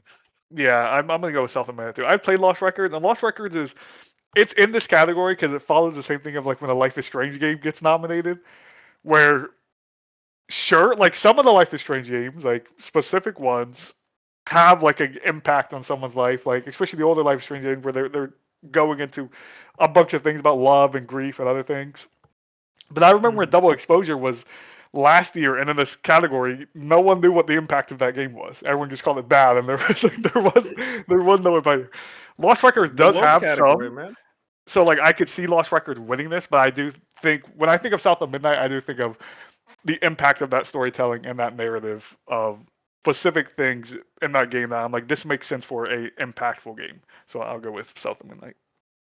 Yeah, I'll go South of Midnight. I think it could be Despelote, but it's Yeah, I one of don't those. know anything about that game, so I can't comment on that I one. just know that people really liked it, so I'm like, okay, that's really it. That's fair. Uh, Sometimes that's just what it yeah, comes down to. yeah, really. Wanderstop is a one that was sad for me because that's the Stanley Parable developer, and I love that game to pieces. And he's like, I'm making a game where you make tea, and I'm like, sweet. What's the twist? And he's like, you make tea. I'm like, There was no you're twist. washed. You're washed. I had to. I was sad. You're washed. Best performance. Let's get through the last ones pretty quicker. Pretty quicker? I don't know. Because we still have to do predictions for like what's actually going to be at the show. But best performance: Ben Starr, Expedition, Charlie Cox Expedition, Erika Ishii Ghost of Yote, Jennifer English Expedition, Konatsu Kato Silent Hill F, and Troy Baker for Indiana Jones. Which like, how is that game getting nominations? Am I right? Someone wrote that. I didn't. But what? Yeah, what's it called? So this is 3 Expedition. Let me tell you, I like the Expedition 33 chances. I think it has a good chance of winning Yeah. this. I think it's probably going to go Jennifer English. I think that's the character that people mostly talked about. Yeah, I really think Ben Starr, I would like him to win because I think he's a great voice actor. He's been doing a lot of work, but I think he will get. I think he will get his award one of these days. I think this is Jennifer English. A lot of hype around her. But yeah. I'm with you where for one, I'll be really mad if Charlie Cox wins, to be honest. It's the one person on this list that I'll be Celebrity not even tax. just because that, it's just a lot of things. Like there's just a lot of things with him specifically where I'm like I'm not gonna get into it, but it's just like Wait, do you not I don't like it? no, I like I him mean, as a person. I just without trying to spoil the game, I don't want to go into anything with Charlie Cox really and his character. Um he does great. I'm not saying he does bad, he he's does great. Daredevil. Yeah, he's yeah, Daredevil. I always forget he's Daredevil. Yeah. Uh, but he does great. But compared to like, I think he's third place for me on this list. I also think there was another character in Claire Obscura that I would have had over Charlie Cox, anyways. But yeah, same. so I'm going with Jennifer English. To me, I know Troy Baker did a phenomenal Indiana Jones. I really wish he was up there for Higgs. If he was up here for Dude, Higgs, he'd probably be my vote. I was Like gonna bring I that would have up. probably voted for him. But Same. like with him being for Indiana Jones, I didn't play that game. I want and I think will be Jennifer English. He sounds just like Harrison Ford. Like, okay. God, these Indiana Jones fans. I'm sorry. Completely neutral. Indiana But Jones that's is like, nominated for this category. but I know we disagree. But I really did think Ben Starr should have won for Final Fantasy 16 a few years ago. So like I I look don't. back. I was a little aggressive. He should have. So but I Who don't won think over him? I reviewers forgot. are what's his It was face in 2023. Baldur's Gate 3. has the horns, like the vampire, not the horns. He's the vampire. Oh, God, what's his Which is name? still a great. His name in the game is No, like that Asperion yeah, or he something. But deserved it. Yeah, Asterion. yeah, I forget the voice actor's name. He does. but yeah, he definitely. Yeah, I wasn't There's- completely mad at it, I but mean, if anything, to me, this award goes to Jennifer English for Shadowheart in Baldur's Gate 3. So that's a W for me. yeah. I So, love Jennifer English. She's great. but I'm with you. I think Ben Starr will get this award at some point. So like, I'm not Mhm. totally upset if he loses it He's here. I still think young. He's still doing so yes, much. he's very new, and the fact that he's like been around for 3 years maybe at this point, and he's been up here twice already. Like he's going to be up Exactly. here a lot. 100%. Let's go to best audio design. What The does best this even audio. mean? Audio, like the sound of guns, the sound of sword slashes, the actual audio, not the music. It's like one of those technical It's sound categories in the effects. Oscars. Yeah, exactly. Battlefield 6, Expedition, Death Stranding 2, Ghost of Yotei, Silent Hill F. I I could really see it being either way. I think probably I would say Silent Hill F has the best chance. It uses audio in a really strong way. But also Battlefield 6. The thing is, this is usually the Call of Duty category, and I think they nominated Battlefield because it was like, well, Call of Duty wasn't that good this year, so there's Battlefield. The guns are always really good sounding, and hey, I mean, I played the Battlefield 6 multiplayer, dude. The way those buildings crash and explode, it's a nice sound effect. But yeah, I think it's Silent Hill. It could be Death Stranding too. I love the sound effects fusion of like just like the tech in that game Yeah, when you're like using a motorcycle and like the roaring of the sound. It's like, oh, that's a cool vibe. But yeah, I I'm going to say I think it will be Battlefield 6. That's why I think we'll be voting, just because like kind of like you said, it's hmm kind of like the Call of Duty category, and Battlefield 6 has insane audio with the guns and everything. I would not be surprised if it is Clear Obscure though. I know you didn't play it, so like, and that's not a dig at you, but like you can play that game with your eyes closed and be able to still parry and do a bunch of things in the combat. That's how good the audio is. Like a lot of that game, combat wise, is audio cues. Like of hitting your parry, hitting your block, doing all that. It has very, very good audio. So like I wouldn't be shocked if that also won. I think Ghost of Yotei is a weird one because I don't think of it having like any spectacular audio. Not saying it's bad audio, but I think that's just up there because it's like a first party Sony game that is highly Sony polished. packs. You know, like it's just a highly polished game that has decent audio or good audio, I guess, Yeah. not bad. Let's move into best score in Wait, music. did you give yours, man? Yeah, what do you I'm think just is gonna win? yeah, I don't really have much of an opinion. Oh, okay. You do making a point about the whole Battlefield 6 and the guns thing, and yeah, Expedition 33 does have very good design wise with its audio, and yeah, Ghost of Yotei and Death Stranding not much. Silent Hill I could also be interesting because there's a lot of creaky floors, monster growls, Very and a creepy. bunch of other things. So I could see that could be like the dark horse winner, but yeah, I think it's gonna go with Battlefield 6. Yeah, I think all of those have a good chance. Ghost of Yotei is so funny though. like Like, I haven't played Sony Expedition bias. 33. I can promise you the parry sound effect in Expedition sounds better than Ghost of Yotei's. Oh yeah, Because I remember, dude, I was parrying Ghost of Yotei. I'm like, no, that is not a parry. I was like, I blocked that. There's no way. I kept trying. I'm like, am I not parrying? It's like, no, you're parrying. Oh, God. What a game. Best score in music. Hollow Knight Silk Song, Hades 2, Expedition 33, Ghost of Yotei, Death Stranding 2. Very strong category. So strong. Except for So one. good. Except for one. I hate to Ghost dog of on it. Yotei? Yeah, it's Ghost of Yotei. Yeah, I mean, Ghost yeah. of Yotei. it's a good soundtrack, but like, come on, what are we doing here? I mean, listen, any of these could win. Look, I personally really want Hollow Knight Silk Song to win because I love Coral Chambers. I would love Hades 2 to win. Olympus, what was it? The third boss in the overworld, or was it the fourth boss? The Ben Star boss. You know what I'm talking about, Fusion. Yeah.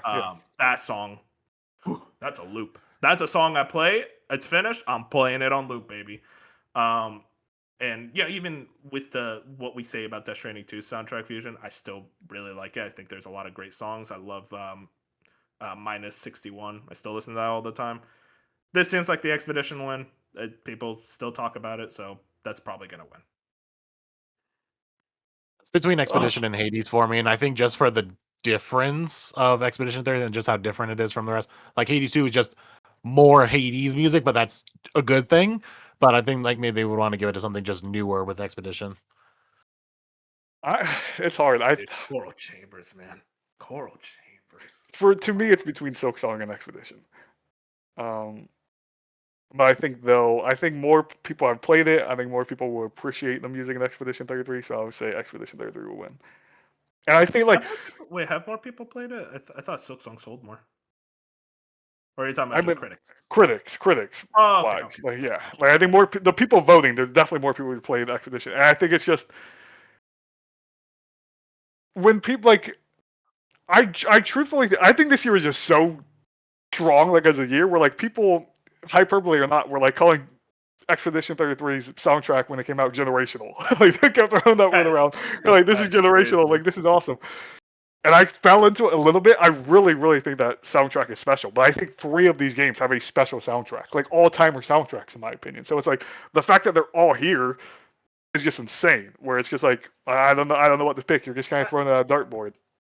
I really, I hate to be that. I really wish Mario Kart World was nominated because that game had so many incredible remixes. I still listen to the soundtrack. I would have taken it I over would have put Yote. that over Ghost of Yotei. Oh, Yeah, without question. Oh my god, dude. yeah. I would have.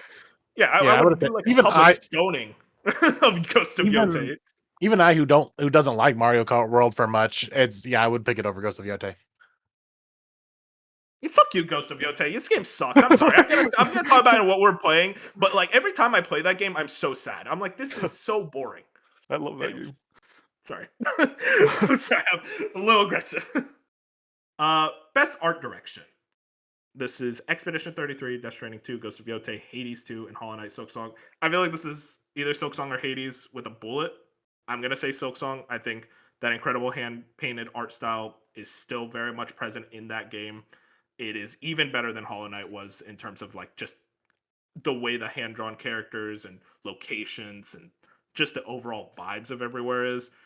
That's what I think puts Silksong at the top of these, but I would be fine with Hades 2 winning as well because I think Hades 2 is just an improvement over Hades 1's art style in pretty much every way. But I think it's Silksong. Oh, this is tough. This is This is a really tough one. tough. It's like, yes, I really love Hades 2 art style. I love Silksong's art style. Even Expedition 33 brings a I don't know if it's art style, but I guess it does fall under art style with like the menus and the way the camera moves, and maybe that's more game direction. It's just so dynamic. It leans into that Atlas.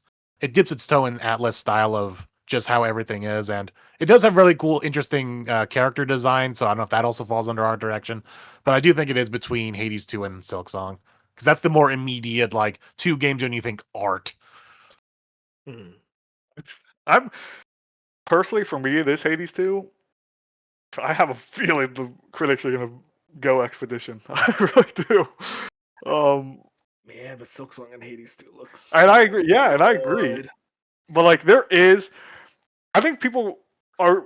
I think some people forget how the art direction in Expedition 33. They have so many biomes in that game, and like, it's just there's a lot in that game that's very unique and special. But so do a lot of the games. I don't know. I think it's just going to be that category where, like, for me, it is like to me, it would be Hades 2, Silksong, and then Expedition probably for my third. Even maybe Death Stranding 2 over Expedition. But I think again, this will be a category where they're going to see, what's my favorite game here What's my that looks really favorite? good? Yeah, and it's like Clair Obscur is probably that one. I will say I've been talking so much shit about it today, but I do think this is the one category Ghost of Yotei should be in, where it's like, yeah, that game is pretty. Oh yeah, That's like, yeah. yeah, it's like the one part of it that's actually good. Anyways, best narrative. Expedition 33, Death Stranding 2, Ghost of Yotei, Kingdom Come Deliverance 2, and Silent Hill F. This is Expedition with a billet. People yap all the time to me about how good the story is. So yeah, I don't think there's much to discuss there. I think that's probably going to win.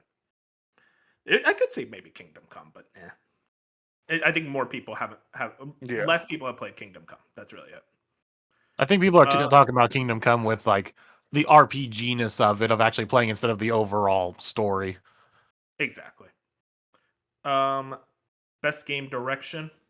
I would have to go with Expedition here, just because what I was saying about like I just don't know if wait, these. For narrative? No, for a game direction. Let me real quick read them out.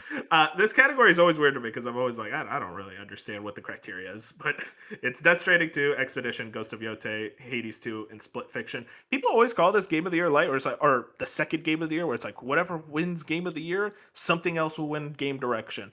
I don't think that's the case because Astrobot won both. Last of Us 2 won both. there were other years where something won both. Where it gets to the point where I don't really understand what the criteria of this category is. I'm just gonna say Expedition Basically, wins this one. But game direction is the people behind making the game are making decisions that make you enjoy the game. Like good, it's basically like quality of life features, how things flow well, like things that you're like, wow, this is a really good feature or a good choice that they made. yeah, but are the critics voting for it saying that? Well, Is if that they what have that same kind of mindset of what does game direction mean, then yeah, that's what they would be voting on. It's like, did the people behind the game make good decisions on to make this game enjoyable?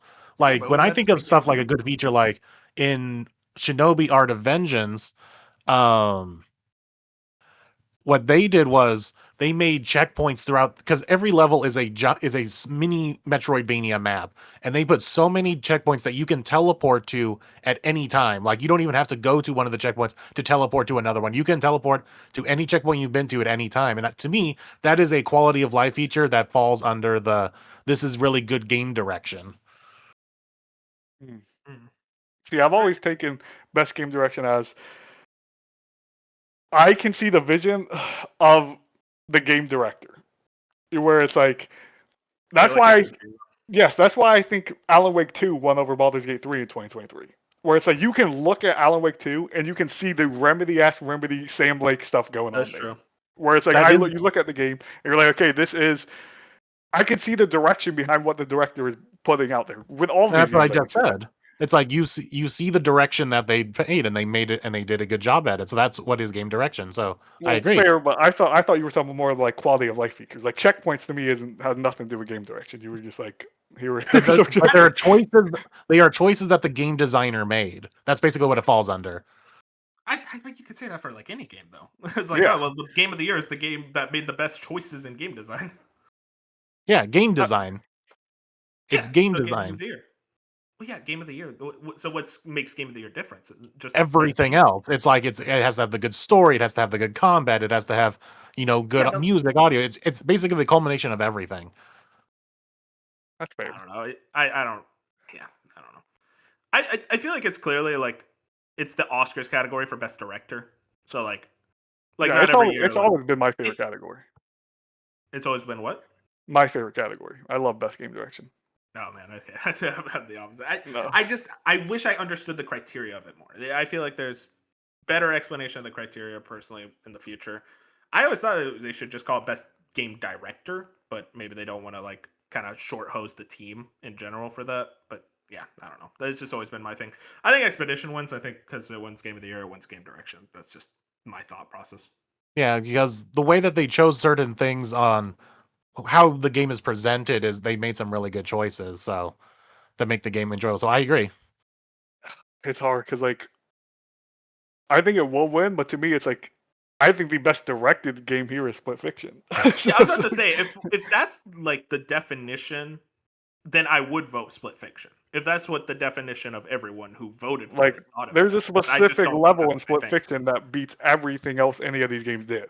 Where it's like to me I'm like the director had the hands there and he just went Yeah, off. Like he exactly. just did everything he could. But I still think it will be Expedition 33. But I would not shock me if something like even if any of these games won outside of Ghost of Yotei, if any of these games Dude, won, I'd be like, okay, that makes sense. hey, don't get me started on Ghost of I Yota. don't know. It's just uh, very much like it's just hard. I just again think back to 2023 where it was like the Alan Wake 2 versus Baldur's Gate 3 ordeal, where it's like I remember when Alan Wake 2 won Best Game Direction right before Game of the Year was announced. People were like, "Oh my gosh, is Alan Wake 2 gonna win this thing? Like, are they gonna win Game of the Year?" Because we had some of the years where if you won Best Game Direction, you would just go on and win Best Game of the Year. Didn't happen, but it's mhm. like that. That was the perfect example of being like, what No, that makes a makes difference between sense. these Yeah. categories?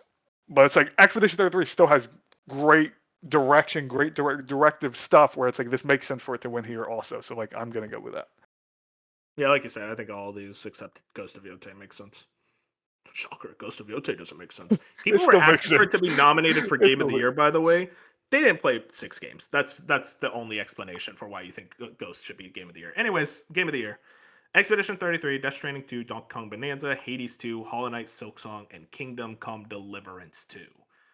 Pretty good list, all things considered. I think this is actually, uh, this is what I will say it's a good list because this is what I predicted. So I'm Mhm. gonna take the W there, and I think Bench predicted the same things. Um, I think winner Expedition. I could see Silk Song, or I could see Silk Song coming out. Maybe I think it's between those two, but I think it's Expedition's gonna win. Even though I would want Silk Song to win, but it's a competitive category. Um, I'm going Hades too. I think it's gonna be an upset, and You want to believe? I no, respect it. that's I want to partially my believe. heart. It's partially my heart. It's also partially. I think like 9 out of the 10 years or something crazy. It's like the highest rated game of the year has won. And again, I'm not saying it There's always matters, but it's a large There you percentage go. at this point where it's like we're looking at Hades 2 is a 94. But Like do at you think 95 on Metacritic. people are gonna go down on it because like, oh, it was in early access though? That's the You only played it thing. last I time. think if it didn't have early access, if it did have that early access of people already playing it like 2 years ago to now, I think it would be a lock. I genuinely think it would be a lock. I think it would be Expedition 33 in a straight up battle. I think because of the early access, it gets a little weird. I don't know how many reviewers went back. I don't know how many reviewers didn't re-review it. It's hard to see that things through the Open Critic and Metacritic and all that. So like, it has a hill to climb that I think it would not have had if this didn't have early access. And it's also not on all the consoles yet. This is still a PC and Switch 2 only game. So it's like, That's true. that's not going to affect certain reviewers who, for some reason, don't have a Switch 2 or PC, They where don't they have only a play PlayStation. games, where they only play like a PlayStation only outlet. I don't know if they're here at the Game Awards, but you know what I mean? Where it's like The Push Hollywood Square or Reporter. something, where it's like these people only play their PlayStation games. They only play their games on Xbox. They haven't experienced Hades 2 yet. Hmm. So I'm kind of talking myself out of it, but I'm still going to go with it. I think it will be an upset. I think that's why I picked Dude, Best I Game love the Direction for hope. Expedition 33 because I think it is probably the best directed game of the year, and like it deserves to also win Game of the Year. I will have no issue if it wins Game of the Year, but I think Hades 2 is going to be that one game that comes out where it's like it wins like no other award, and then it comes out with Game of the Year, and Dude, I probably slightly wish copium, that'd be but so I cool. don't know. I would be so happy if it won, but I just doubt it. It would be cool though. Moon, dude, what do you think? Yeah, I agree. Like there is that chance of the upset, and I think if there is any game to upset Expedition 33, it is going to be Hades 2. Silk Song in like maybe another year, but I think I think Silk Song there's has more of a chance than you would think, just because it's of its popularity. popularity, but there's also the I skill think it's issue too, yeah, I factor. think it's too hard. Bop I'm not. sucks. Bop sucks. Like I'm not um, saying like, and I'm not agreeing with them, but I think it is too hard no, to I the get it. point of there A was lot of people would get skilled this year. yes, But we say that though. Elden Ring won, Sekiro won. I mean, I know that's a Silk from Song's harder soft, than but Elden Ring, in my opinion. yeah, no, I'll give you that. Okay, that's fair. You know what I mean? Like It is what there's you no haven't way played Sekiro.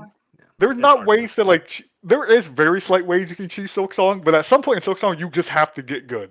You can't, you know That what is I mean? true. Where Elden Ring you could use magic, you could do all this other stuff. Where it's like Silk Song, if you hit a wall, you're stuck there until you get good. And it's I feel like I'll give you we that. know how critics are with reviews and how bad they are. Yeah, dude, bro. Hey, you said it, not me. Like, No, I get what you mean, though. Yeah, I would probably say it's harder than Elden Ring as well. Yeah. Okay. So me and Moon, our expedition, think that's gonna win, and Fusion thinks Hades 2 is gonna win. Yeah. I think that's all our predictions. We're gonna have the others in the Soggy Discord submit their predictions. We're gonna see who wins. And like I said, like Fusion was saying, that is a possibility. We're gonna probably my brain shut off for a second. Hang on. a bet. A bet. That's it. There we go. Yeah, it's one of those things. I was focusing on two things at once, so my Yeah. brain just like completely short circuited. Anyways, though, but yeah, hopefully we're gonna get into that soon. Anyway, let's talk about predictions. What actually is gonna be there? We talked a lot about announcements, so we're not gonna spend too long. But let's talk about. I threw in like just the big publishers and then said third parties, just things that we want to predict that we think is gonna be there. Throw out. I'll make the first prediction. This is a slam dunk prediction. Nintendo will not show anything. They'll have the commercial that says we have games and then leave, because that's usually what happens with Nintendo. I'd love to see a new reveal, but that's Nintendo's contribution to Keighley usually. So that's just my first prediction. Fusion, They you don't wanna show up at all. They don't show up at all is the prediction. Yeah, no, that's my prediction. Because So are we every going? year I have to deal with people going, guys, I think this is where they show off Ocarina of Time remake. No, they show it off at the Nintendo Direct. That's what they Yeah. do. Okay. They don't do Keeley. But anyways, yeah, continue, Fusion. What do you think? So is this like a safe lock of any type? Like it doesn't have Yeah, to be just certain throw out publishers. anything. Okay. I basically just threw out the publishers on the doc so that you would Okay. get a run I'm your gonna deck. go. I think a, my like lock could be a lock is I think Remedy shows up. Now where it gets kind of weird is it's either Control 2 or the Max Payne remakes. Or Oh yeah, both. those are two I, very I think possible. there is a chance it could be both, but I think like with the whole Control thing from like a few days ago, where one of the trademarks like leaked over in Europe or something, where that could totally be the show. Like it could be more of a show name than like a Control 2 name. But I still think Remedy loves the Game Awards. They've been there multiple times. They've had performances there. They've won awards there. Like I think Remedy and Jeff play really nice together. That I think we're at a point now where 2 years past Alan Wake 2, Control 2's been worked on for 5 years. Max Payne remakes have been worked on for just as long. Like you have to show us something finally, especially with Max Payne remakes being rumored, talked about coming out next year. When else are you gonna show these remakes? Like, come on, like this is the place to Mhm. at least show something. So I think it's more likely for the Max Payne remakes than Control 2. But with all this stuff about Control recently in the air, I would not be surprised if we got both. Yeah, I think to me, I'm more leaning towards the Max Payne 1 and 2 remake. Though I want to pull up this new trademark for Control Resonant, unearthed ahead of TGA. This is MP first. But this appears to be the tip of the iceberg. There was a specific part. Okay, yeah. The speculation of ours is tied to a recent trademark discovery as a product titled Control Resonant has been recently registered in Europe. The product in question is classified under several tags, including video game services, miscellaneous products, and the production of entertainment in the form of TV series and cinema films, movies, cinematographic. Shut up, MP first. Um, and so they threw out that we basically got a trademark ahead of the Game Awards. It's very possible that it could be here, but it's very possible this is just a hey, this is happening. This is Yeah. something that's happening, or this is like a trademark that we're not going to see the actual final product of for like years to come. So I do believe more so that Max Payne remakes are probably what's going to get revealed. Yeah, Max Payne seems the most likely because it also seems the closest to happening. Yeah, I think 2026 was the rumor. Moon, what do you got? Prediction If we would just want to just throw things that are obviously going to be there, it's going to be Resident Evil Requiem. Yeah, is this the trailer with Leon Kennedy? That's the big rumor right now for a It feels like the while. most likely. Yeah, Like I'd have to imagine. if it's going to happen, it's going to happen here. I I have to be. I'm really excited for that game. I feel like it hasn't had good trailers because the trailers are like, "Whoa, what's going on here?" And it's like, dude, like it's Resident Evil. Show the person shooting a gun or doing something cool. Like, what is this? Like, it's trying to be like RE7, but it's not nearly as like good in the vibes category there. So I feel like the trailers have been really bad. It really needs like a Leon Kennedy reveal to get me like, okay, I'm ready. Like, give this to me now. Yeah, it's like I said, if it's going to happen, it's going to be like something like this one where there's going to be the most eyes. Exactly. I don't want. For one, I don't want to see this game again, but we're gonna. For two, I don't want to see Leon at this point. Let me be Oh, really? surprised. The game's 2 months away.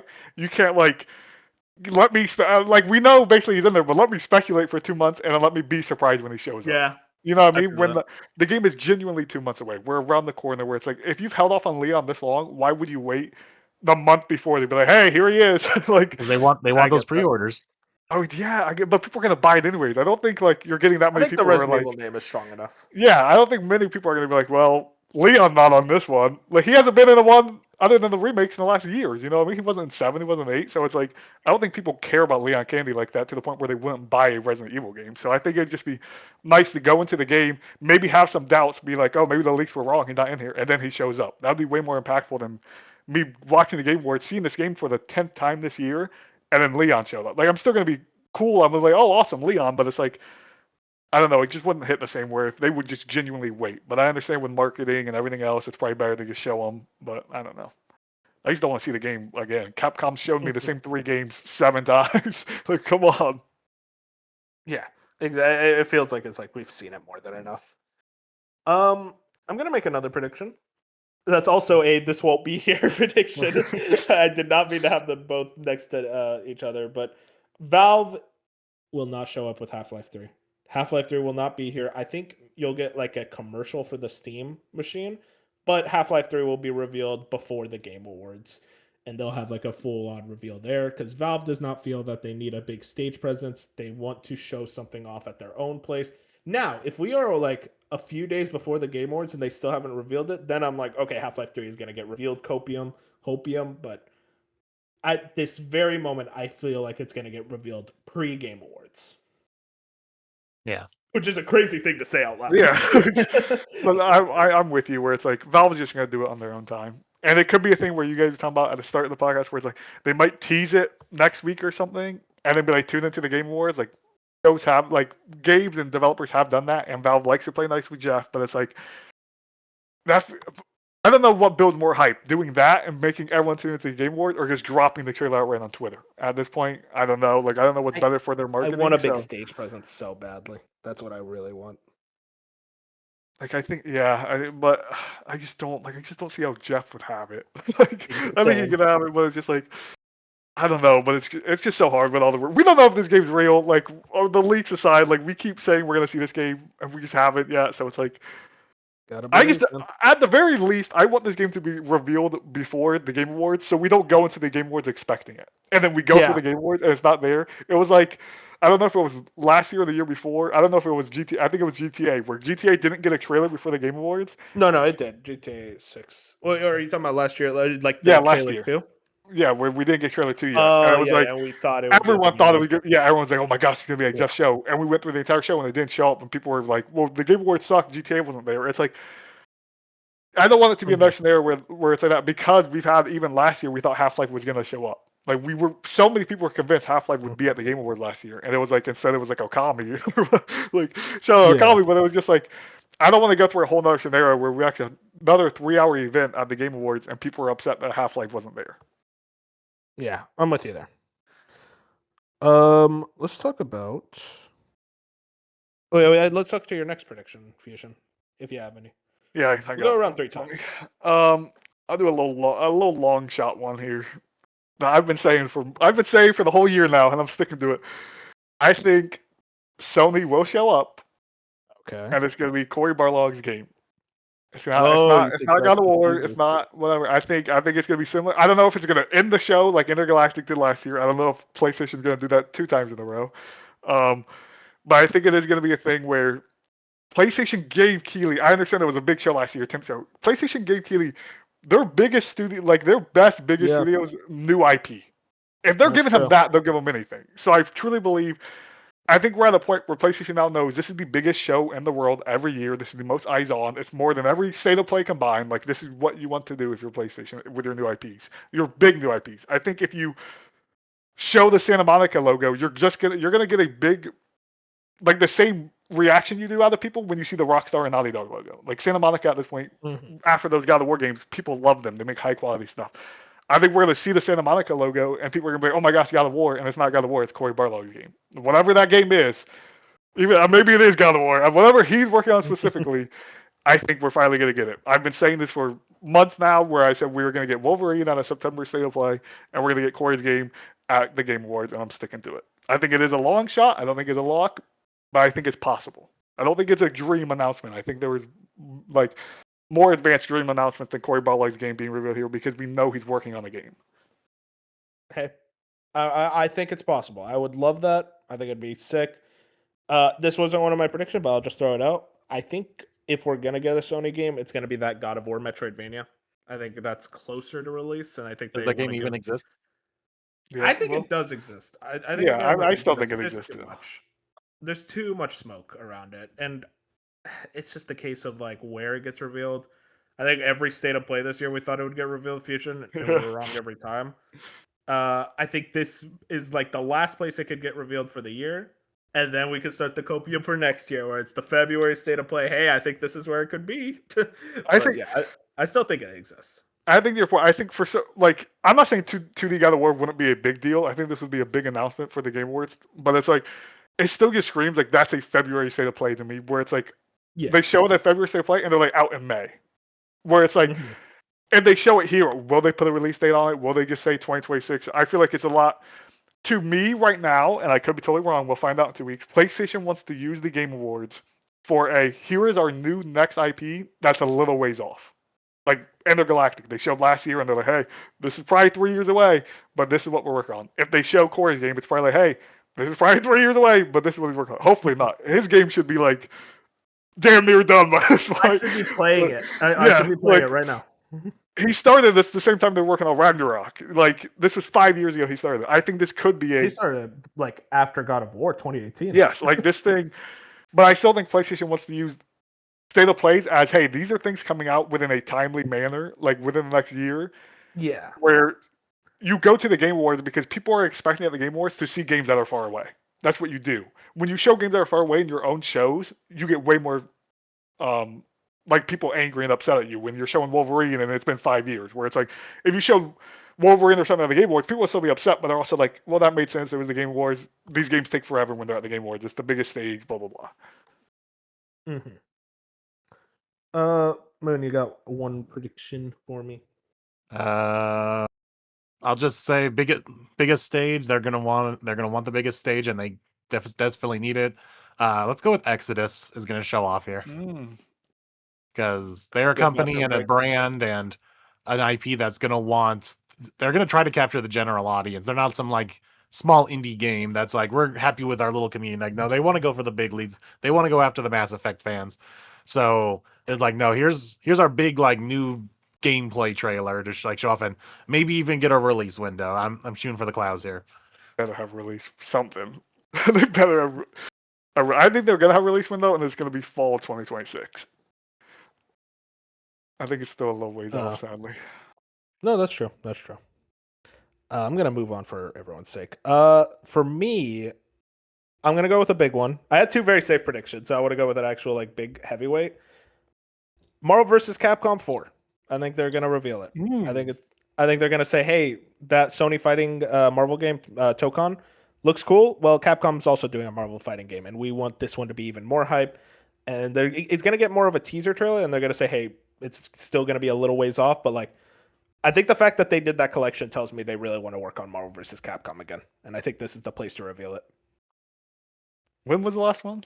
How long has it been? Infinite in 2018, and that one was bad. Okay. And the fighting collection was 2024. Yeah, 2024. Yeah, so definitely. Yeah, it's definitely possible. Yeah, I think they basically started development on it the same time as the fighting collection, where they were like, "Hey, let's like get something going here."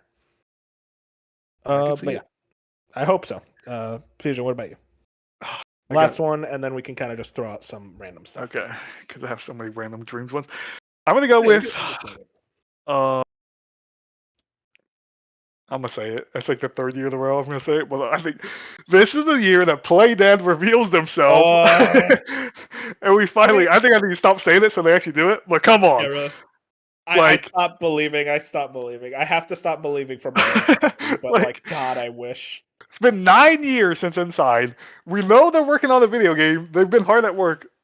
This is the time. Last year was like we had so many games that popped up where I was like, oh, is this Playdead? Is this Playdead? Would this be Playdead? And it never was. There was like 3 or 4 times last year where I was like, oh, this is Playdead. Was never Playdead. It was always some sci-fi thing that looked like it could be Playdead game, and it never was.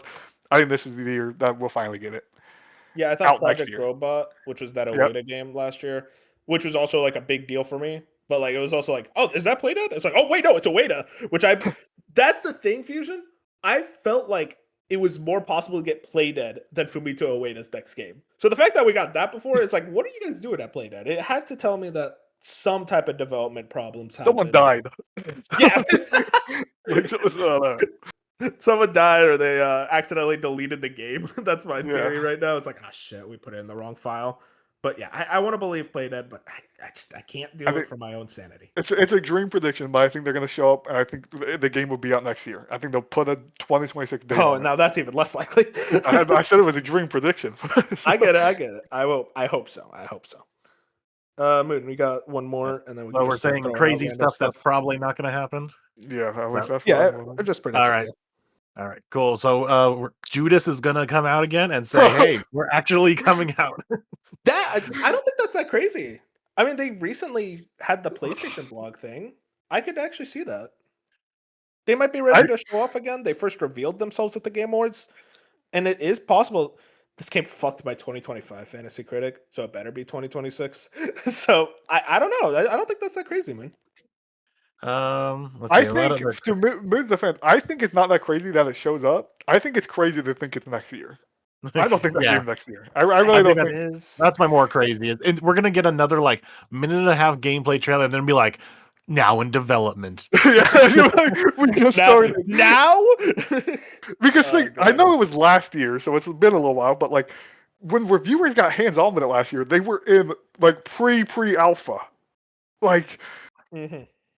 it's just, and I remember like Skill Up specifically was like, this game's not even close to being ready, guys. He was like, he was like talking about the puzzles he was doing, where it was just like it was very like none of the things he was doing was finished. There was like a very early build where I'm like, and we thought at the time it was close to being done. We're like, this game might come out this year, and it was like that was last year, and then this year we saw nothing about it other than that blog they randomly posted, and they haven't even once said it will be 2026. So I think we're just like we're at the point where every year we're like, oh, it's got to be next year.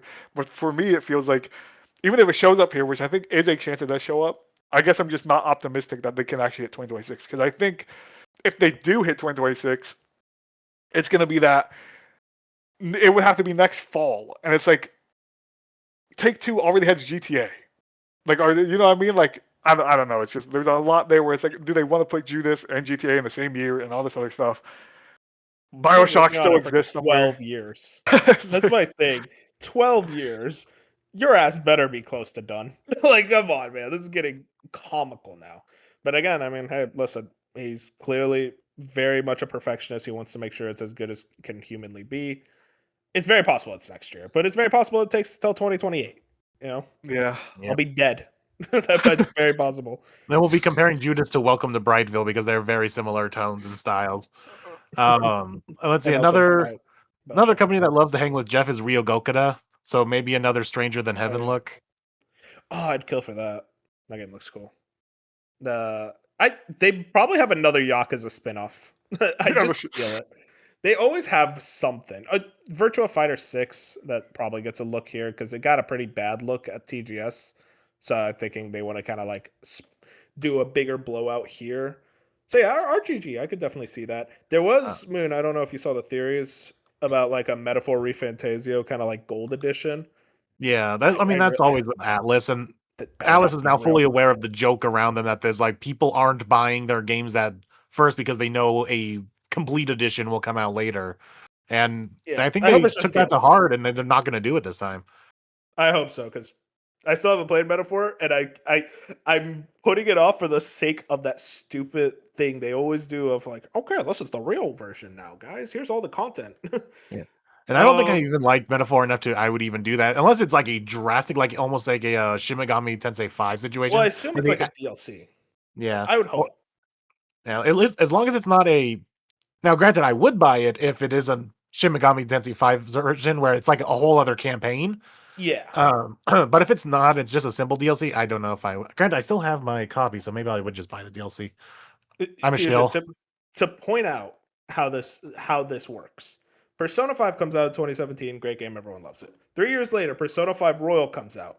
And what they changed some stuff of the gameplay. The guns are a lot stronger, baton pass is a lot better, but like little things in the gameplay. For the most part, the story is the same, but the end they add a new palace. And the new They palace is really really good. the Persona palace 5 and is a story. Like it's a yeah, 20-hour expansion. yeah, Oh, you have to play 100 hours of Persona 5 again. You don't get a DLC. Oh, let me just install the DLC and I started up like that's that. No, no, crazy. no, no. You're playing the whole game again, buddy. And And what's here's even the crazier thing. is you My not ass even did it. guaranteed to get it. Like you have to meet certain conditions to get to that Yeah. extra section. Yeah, you have to get some certain confidants up. And you know my ass did it though. Oh I'm a yeah, show for Persona 5. I had to. But yeah, it's crazy. I don't see them doing that I with hope this they though. I think Yeah, they've I think left. they I think learned. they've left that because they haven't even done that with Persona 3 yet. So Exactly. I mean, Reload, they got just $30 DLC instead, so yeah. which is still ridiculous, but it's better than play the whole game again. I'm gonna throw something out. I think FF7 Part 3 shows up here. I think it's one of Mm, those things where it's more of a teaser, if anything. That'd be a big But one. they've already been saying like they're way ahead of schedule, and I think this thing's gonna be closer to release. I think it's like 2027, and I think it's gonna be one of those things where it's like we're gonna show it off here as like a teaser, like, hey, this is the name. It's gonna be re Renaissance. Renaissance Requiem for a Dream. I don't know. They just I mean, steal Resident Evil. Rebirth was shown off at a Jeff show, so like it's not out of question. You know what I Exactly. mean? Like it's definitely not out of question. I can Yeah, see but it. like first reveal though, like I get being like if this game was already announced and shown off, then sure I would believe it. But the first reveal of the game, I don't know if they would want to do Rebirth that was the first game revealed show. at Jeff show. No, it Did was it? Wasn't it? no, it wasn't. It was a Final Fantasy like 30th anniversary thing. Why the hell would they do it there? It was like I think Who it was watched like, that? oh, yeah. Hey, listen, you don't. I thought it was Summer Game Fest like 2022. I'm like 90% sure it was like at the kind of like. I can search it up. I'm like 90% sure it was like an anniversary event, and they were like, "Here's the title." Oh, that's where they. You know what it is? That's where they revealed that it's going to be 3 parts. But Maybe, yeah. It's on what I'm seeing. I just lost hang it. on. Yeah, Oh yeah, Final it Fantasy was. 7 Rebirth revealed at Summer Game Fest. Okay, you know what it was? So they said it was Final Fantasy VII Rebirth was announced by Square Enix as the 3rd installment alongside Crisis Core Final Fantasy VII Reunion and the Steam version of Intergrade. In June 2022, during the Final Fantasy VII 25th anniversary celebration live stream. So I think they revealed the title at that live And stream. then the first trailer was at Game Fest. Okay.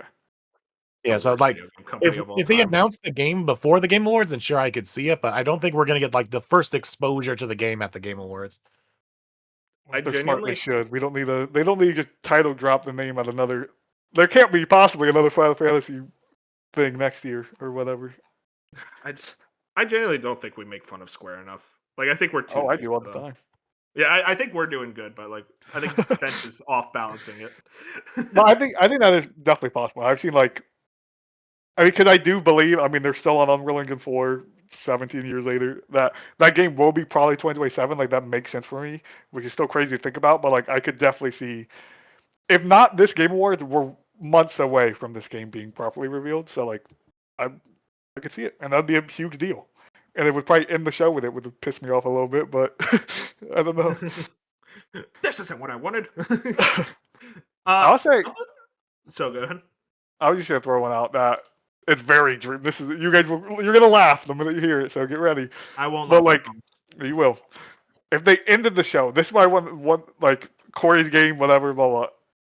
I want a true, proper Mass Effect reveal. Get your last one. Yeah, you got me. Yeah. That is funny. Like, it's been 5 years. 5 years. 1 year. 5 years. Though. I know, but 5 years since the last trailer, which was at the Game Awards. So Jeff has already he got the reveal of this game. I think in 7 Day, we got a few things there, more than we've ever gotten before, where we had a whole website and we were looking at it and we got concept art and stuff, more than we've ever gotten, where I'm like, they're fully in on, at least over the last year, they've been fully in on making this game. Is that enough for a vertical slice trailer? Probably not. But that's why it's a very dream long shot, like even more than Corey's game, even more than Playdead, like, and Mass Effect showing up to this thing. But like, I think 2 caveats. To the release. I think Exodus being here would kind of be a little weird. I think it's possible, but like, do you show Exodus and then you're like, oh, here's also this game, Mass Effect, that Exodus basically wants to be. Mm-hmm. But I don't know. I feel like if you're Jeff Keighley and you could get Mass Effect to it, I don't know. I think it would be poetic to. I don't know about in the show because I don't know how many people would be happy about it. I think there would be plenty of people to be happy about it, but it's like that's how it ended the 2020 Game Awards with the Mass Effect will return, blah blah. Like 5 years later, it would be poetic if he could just get it again. Mm-hmm. But I don't know. It's very highly unlikely to happen. But like, it's possible. It's possible. I'll give you. Intergalactic wasn't supposed to happen last year and it did. Yeah, it's never I happening. didn't think that would be revealed. So yeah. The Game Awards last year was the Game Awards of dreams, basically. I know it was. Yeah, so exactly. Like everyone got something at that Game Awards. We got Witcher and Intergalactic in the same year. We got Witcher, we got Intergalactic, we got Okami of all things. Ueda, FromSoft showed up. It was insane. Oh my god, that's crazy. What a crazy Game Awards. That was Night Range reveal, yeah. they're just not going to be able to follow up that Yeah. Game Awards with one that's just as good. And I think everyone knows that. I think even Jeff knows that. And it's like, hey, listen, we're not going to go as crazy, but like we still want to have like a couple of things that you walk out of. It's like, that was fun. That was a good show. I do want to bring up one prediction. This is something that's actually related to a story. I'll just pull up the story now. I think Black Flag remake is going to be here, and this is because Insider Gaming put this up from Grant Taylor Hill over there. Insider Gaming has learned that the yet announced Assassin's Creed remake is set to launch before March 31st, 2026. I personally believe that is very possible. This was supposed to release in late 2025. Apparently, it got delayed like internally. And that's 3 months, and I don't think they want to reveal it like on Twitter. So it's like, hey, let's use the Game Awards stage. I don't care at all, but like, hey, listen, I think this is a big enough announcement to where Ubisoft wants to utilize that stage. And with Kojima being there with Death Stranding 2, do we see OD? Nah, I think it's still a little too early. We already had the Kojima. We just saw OD what in like August or something. September. Yeah, so I love it. That Fizzant. Here comes the feeling. Like I don't think we see OD again until Xbox next year. Same. God, here comes the feeling. Anyway, I'll throw out some companies. Konami. Anything from them? There was rumors of Silent Hill 1 remake. I think that's still a little too far. Yeah, it's too early for that. Yeah, so otherwise maybe Master Collection Volume 2, but even then I still think that would be like at a State of Play rather than a Game Awards. And I also think there's still a little bit of weirdness between Jeff and Kojima, or Jeff and Konami. There's definitely weirdness between Jeff and Kojima. That's a fact. But Jeff and Konami specifically, I think they're like, we'll give you like trailers for our stuff, but I don't know about reveals. I feel like reveals for Konami games happen at their own places or at PlayStation shows. CD Projekt Fusion, is it Witcher time, or you think you're going to wait? I think if anything shows up, this was also on my long shots, would be the Witcher 3 DLC.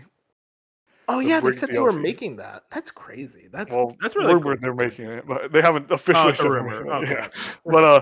But they also said this last week in their financial report that they expect releasing something next year will bring them in will up their funds. So like with the rumor from June about this Witcher 3 DLC expansion happening, and then them saying something's coming next year that's going to bring us in money, I think this would be a perfect time where it's like, you guys showed off Witcher 4 last year at the Game Awards. If you show up now and you're like, hey, here's this crazy experience for the Witcher 3, this 10-year-old game that's going to bridge why Ciri is where she's at, because the new game takes place in a area of the map that's not in any of the games. Like, we've never been there before, so it'd be kind of cool to see how she got there, blah, blah, blah. I think it would just add up where it's like, then next year you probably have your Witcher 4 trailer at the Game Awards, and then hopefully the year after that will be 2027 and the game will be coming out. So I think if they can have something where it's like they showed up at the Game Awards 3 years in a row with something Witcher related, I think that would be good just for the game in general. Yeah, no, I think the idea of a Witcher 3 DLC expansion is actually really awesome. That would breathe a new life into the game, and it also creates excitement for Witcher 4, which it begs the question. It's like, damn, like, how many employees do you guys have to be working on the 3 DLC and 4 at the same time, as well as the Cyberpunk sequel and probably a lot of other stuff on top of that? They're getting huge now because they opened that studio in Boston. Like they're everywhere. They're very large. That's a good point. They're all over the place. Take-Two, I don't really know. I don't think GTA is going to be here. That's their own time. Judas, we brought up Judas. Judas, yeah. There's maybe a DLC. Borderlands 5. Yeah, but, I mean, I could see like a DLC trailer for Borderlands 4, but not really much else outside of that. I think this was Take-Two's big year, and they're like, okay, we're BioShock, please. Too early. It's not happening. Yeah, I would believe without the articles of earlier this year. Yeah, exactly. Sega we already brought up a bit. I want to believe it's time for the Sonic Frontiers sequel. I really want to see that, but I think it's still a little early, and if it was to be revealed, I'd actually probably more likely see it at a Sony or a Nintendo presentation. And otherwise, I don't know what else Sega. I mean, Atlas we already kind of brought up with like that metaphor thing. Yeah. Moon, I'm gonna say the word. You just say yes or no. Persona 6. No. Yeah, right there with you. Dude, it can't take that long. Just force it out. I don't care if it's buggy. Just release it. It's coming, man. Just believe. Yeah, there's that Persona 4 remake as well, but that still looks. No, what's going to happen? Yeah, Persona 4 remake's still too far out. The only thing Yeah, it's not gonna happen because most likely because we have the Persona concert happening in January, and there's usually some kind of That's true. They say announcement of some something. kind at concerts. That's true. If they say the words Persona 6 at a concert, I'm done. I quit. I'm done predicting. I'm done. Um okay, so I think we Ubisoft, there's that rumor of the Prince of Persia Sands of Time remake that's supposed to release in January. Which is, I and don't believe Nate said it. it wouldn't be here. He said it would Oh, not be at the Nate. Game Awards, but that's Oh. insane. If this game's coming out in January, when are you? Where? Like, I when are have you to They're gonna imagine showing the it? January they're rumor is gonna false. shadow drop it like they did Oblivion. But and Tom Henderson, Yeah, he doubled down on it this morning. Said like January 16th. Like he's certain this game's coming out. So I don't know what's happening. but the thing is like it can't shadow drop because I don't want to be that guy. Prince of Persia does not have the swagger of an Elder Yeah, Scrolls yeah. remake. Like it just doesn't.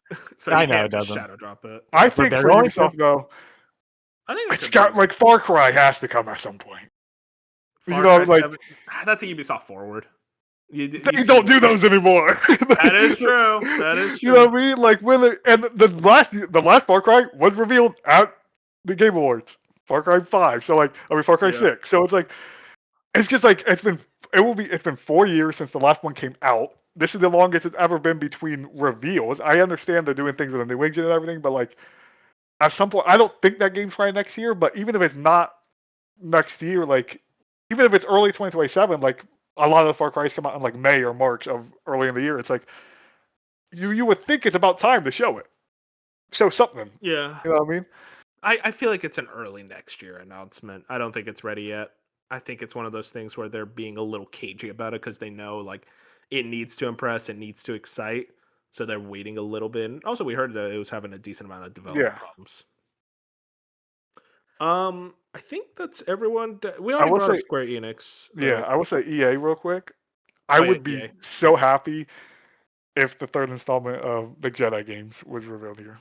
I know they usually like to do their Star Wars Yeah, events or whatever, but I would be so I mean what, it's been was that game 2022 or 2023? 2024 or 2023. So yeah, it's been over 2 years at this point where it's like the games took like 4 years to between the first one and the second one it was 4 years and it got delayed. I think it was supposed to be 3 years. It got delayed in there, but it's like I could see even if it was a teaser for the next one where it's like Star Wars, one of the biggest IPs in the world, the Game Awards, like the biggest game show, you know what I mean? Like that would be perfect. Jeff would Mm-hmm. love if he could get Star Wars on the stage. So it's like I'm not saying it's gonna happen, but like or they have the other EA Star Wars game, the Tactics one. That looks awesome. Zero I'm Company. forgetting the name of. Yeah, Zero Company. Like that could Okay. show up. We haven't seen like a proper actual trailer of that yet. We've only seen like concept art and the like the reveal of it, the logo or whatever. Yeah, no, you're right. It could very possibly happen. I mean, it seems about time for that game to show up. But yeah, I could maybe say like Battlefield 6 trailer, just like, hey, here's Oh yeah, DLC and expansion, yeah. something. But yeah, otherwise. Um, and the last one I'm gonna bring up, Bandai Namco. Really, bringing up FromSoft with this one. There was a rumor that there's a second FromSoft game also coming out in 2026 alongside the Dustbloods. I don't think that would be here because I feel like right now the rumor is that it's something either a Dark Souls remaster or like a Dark Souls 3 remaster specifically, or an Armored Core game because of like the way the file name was called. It could be one of those. I hope it's maybe this is a long shot. I hope it's Sekiro 2. I think that'd be really cool. I think this would be a good place to reveal it. I kind of doubt it though. I think FromSoft still has a lot of stuff on their plate right now, so I think right now they want to focus on advertising Dustbloods, I and just say I don't think that would be here because that is a Nintendo game, so that's going to be at a direct. yeah. I would just say the only FromSoft I could see showing up is Duskbloods, and like you said, it's weird with the Nintendo attachment to it where they just don't show up here. But if they show anything, I think it will be Duskbloods. That's what I was telling Moon earlier. It's like if Yeah, Nintendo I'm does show up at the Game Awards, it will be Duskbloods. right there with you. Yeah. Let's real quick. We already talked about Sony. We already talked about all of them. We didn't talk about Microsoft. So like last No, one, because I really wanted to say something like uh Clockwork, or there was like some other game I was thinking of.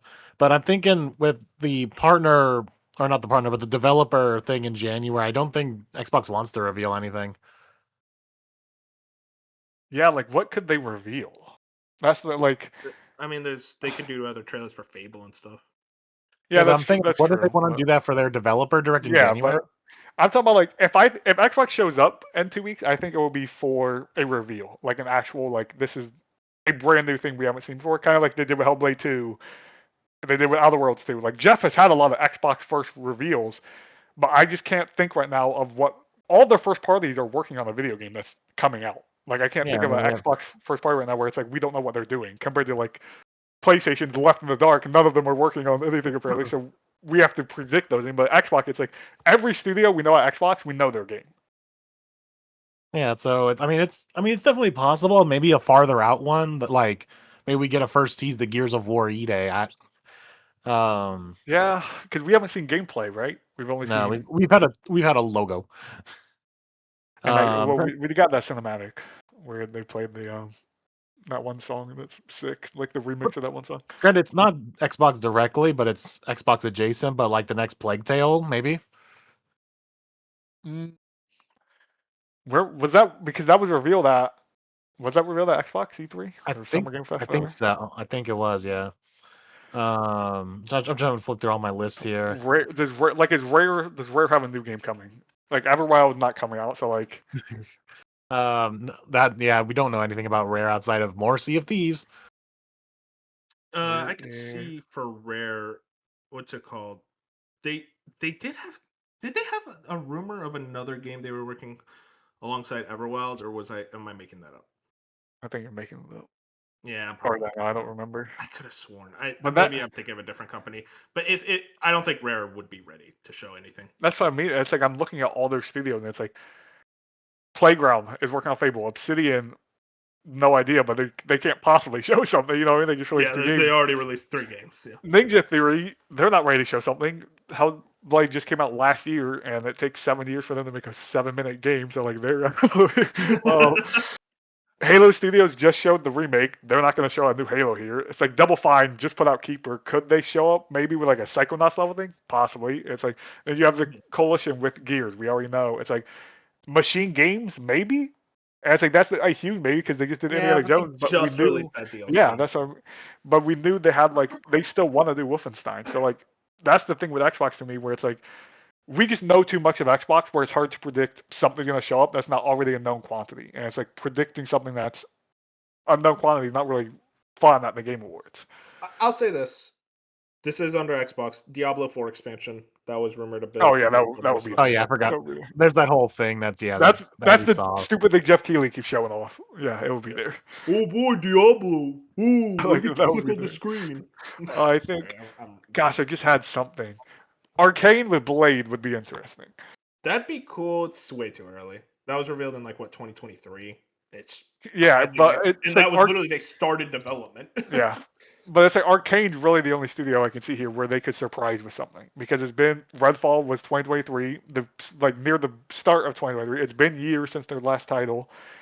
They like weren't. It's not like they tried to say Redfall really. They kind of gave up on it. So it's like they've been working on other things.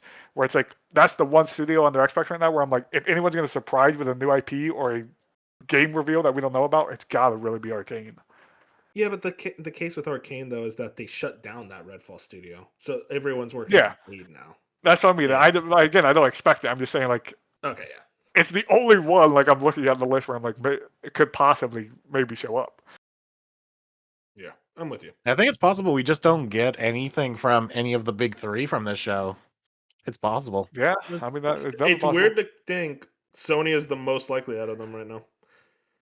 Because Xbox skipped Valve last is year. more likely than Microsoft at this point, which is crazy. That is crazy. Yeah, and Xbox skipped the Game Awards last year. They weren't there at all. Remember the whole That's headline true. was like, PlayStation shows Intergalactic, blah blah blah, and they were like, Xbox didn't show up in the biggest year of the Game Awards. So it's like, will they skip 2 years in a row? Maybe they do. But it's also this is the same company that revealed their next generation Xbox at the Game Awards. I mean, listen, you say that. Very possible they reveal the No, next generation. I was gonna say that that will be my prediction next year. I think next year, 2026, the Game Awards, Xbox will reveal their console here. I think it's too early today, but I'm I with think you. it will be next year. Yeah. Well, that's all the predictions. I mean, unless you guys want to throw out other stuff. There's obviously indies, but that's so nebulous, Yeah, so it's like impossible to predict. we don't have Silk Tongue to predict anymore, so it's like Yeah, exactly. I mean, I could see Pipe Dream, throwing a 3-pointer across the way. Dispatch season 2 just gets mentioned. It's like, hey, we're making a season 2. No That'd be trailer or cool. anything. Like if they won an award or something and they were up there and they're like, "Hey, we're also working on season 2." Yeah, they're only nominated for one thing. Yeah. So So- they're writing a lot on that award. I know. And like, they're in their head. They're like, "Hey, if we win the award, we'll announce it. If we don't win the award, we're not announcing it." Yeah, I mean, no harm, no foul at that point, Yeah. honestly. So I respect it. Do we see and then it'd be Marathon? like, nah, Marathon's at a Sony or a Bungie show. Not here. That's an interesting one, actually. I don't think it will be here, but I wouldn't surprise. I think you would want to have more people see Marathon than at a state of play. Like Marathon needs all the help it can get. So if you can have a trailer Yeah. that actually looks good on the Game Awards stage, like you go for it. But I don't know if it's ready for another trailer. Especially they're doing another playtest right as the Game Awards are happening from like the 12th through the 18th. They're doing another like playtest for people. So it's like maybe they want to add it up where it's like you have people playtesting it and it's more open, and then you have this Game Awards trailer, or vice versa. They're having playtests right now. They have no time to go make a trailer for this game. I don't know. Anything else? Any other shout outs? It's hard to predict, but I think we got everything that we think. Yeah. State of Decay 3. I mean, they could show But yeah, up another that trailer. is Yeah. possible. Yeah. I always forget that game DokeV. exists. Dude, Do we finally see DokeV again? One day, man. One day. You know what? I will shout out the Power World Animal Crossing like game. I think that could be here. I think that's very possible. They have a strong relationship. Now, will it run at a good frame rate? We will see. But yeah, that's the Game Awards. We talked quite a bit about it, so we could just jump right through the news real quick. We already talked about the Black Flag remake. I want to move into the Dead Rising 4 rumor that we got a couple days ago, actually. It's from MP First. Wario64 did a quick summary. In development since at least 2023 under codename Rec. Frank West returns. Maybe a direct sequel to the first game, not confirmed. Setting in a massive enclosed movie studio lot, and time limit mechanic returns, plus Frank's camera/photos. This makes sense. We just got that Dead Rising. What was it? RRR? No, that's a movie. Dead Rising Deluxe Remaster. And that was well received for the most part, and I think people are ready for a new game. And it makes sense you greenlight this at the same time as that Dead Rising thing, so that hey, let's see what the waters are looking like. And it seems like people are excited for a new Dead Rising, and everything I hear here is like, yeah, this is way more interesting than what Dead Rising 4 was, which was kind of a disaster. So to have a game that's basically set in between 1 and 2, let's try to not think about 4, makes sense. And I love the idea of a movie studio lot, just killing a bunch of zombies with I don't know, cameras and shit. That sounds fun. I'm into it. I think it's very possible this is real. Whether it comes out eventually, who knows? It's tough to say. Yeah, I remember I played Dead Rising 3 like on the because it launched like right with the Xbox One. I thought that was Yeah. fun. I didn't play Yeah. 4, so I have no idea how good 4 was, but Yeah, three is a good like action vibe. A lot of people don't like 3. I think they're a little much. It's good. It's a very good game. yeah, I mean, It's a I ton just of fun. like I remember playing co-op with a buddy, and I was like, I Yeah. just had fun with it. I never took it like serious, but Oh yeah, no, fun game. it's a fun game to just mess around with. I think a lot of people really love the time limit, and that's kind of like the big thing that separates Dead Rising. So the idea of the time limit coming back, and it's like an actual time limit this time, that's probably what they need to get back to basics. I'm not gonna say or try to say I'm like an expert on the franchise, but I do like the games. And then last news story I wanted to bring up: Dan Houser. It's a rumor, not real, but or not confirmed.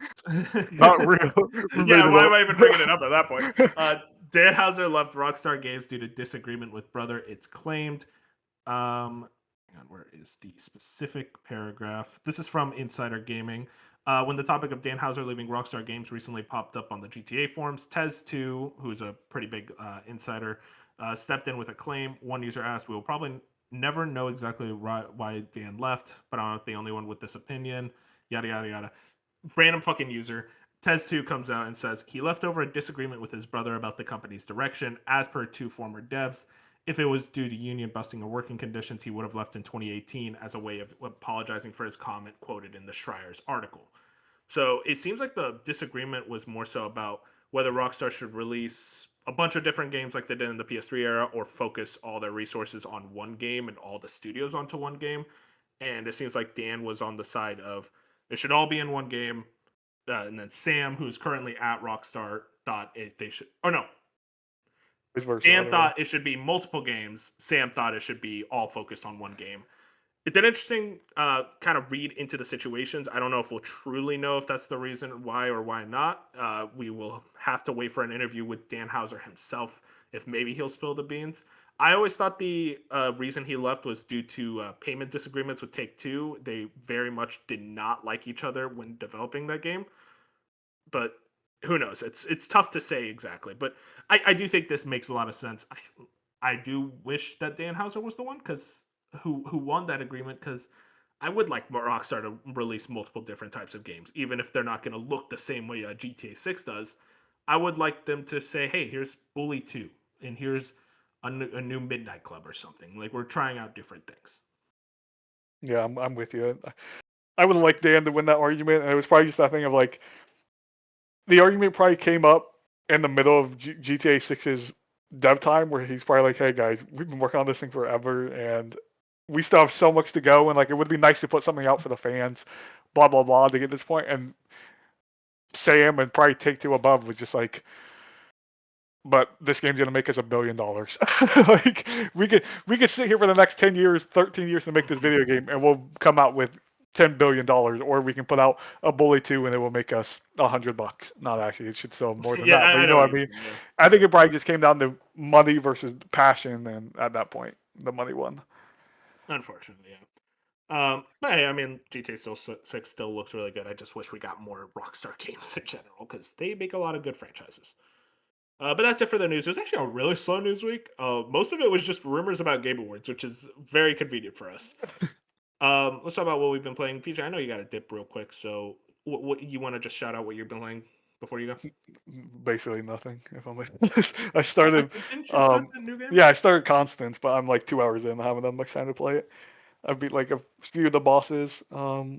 It's a really cool 2D Metroidvania. Like it's their first. I don't know the indie dev off the top of my head, but it's like their first time making a game. Very much that like Mm-hmm.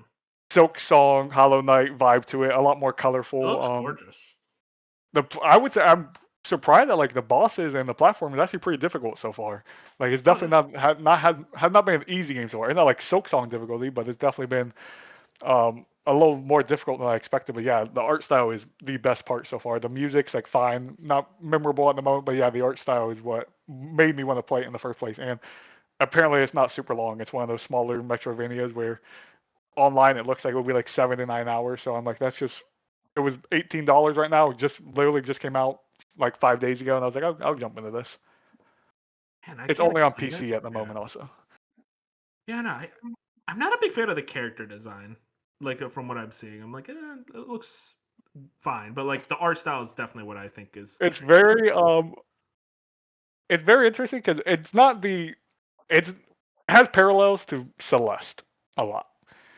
So Okay. like the way Celeste is telling, their story, and like just the way Celeste has like this whole mental health aspect, like this game actually has that, which I had no idea was gonna have. But like even when you start the game, it comes up and it gives like a disclaimer. It's like this game talks about grief and burnout and all this other stuff. I'm like, oh, I had no Mm, idea this was gonna be about this. So they do some really cool out of Metrovania stuff that I don't want to get into a spoil. Where I'm like almost turned. It's just they do some cool stuff so far that I've played. I just haven't had time nice. to actually commit to it. I wish it was on Switch, honestly, because I've been so gone from the house and stuff that I would love to be playing this game handheld, but I get you.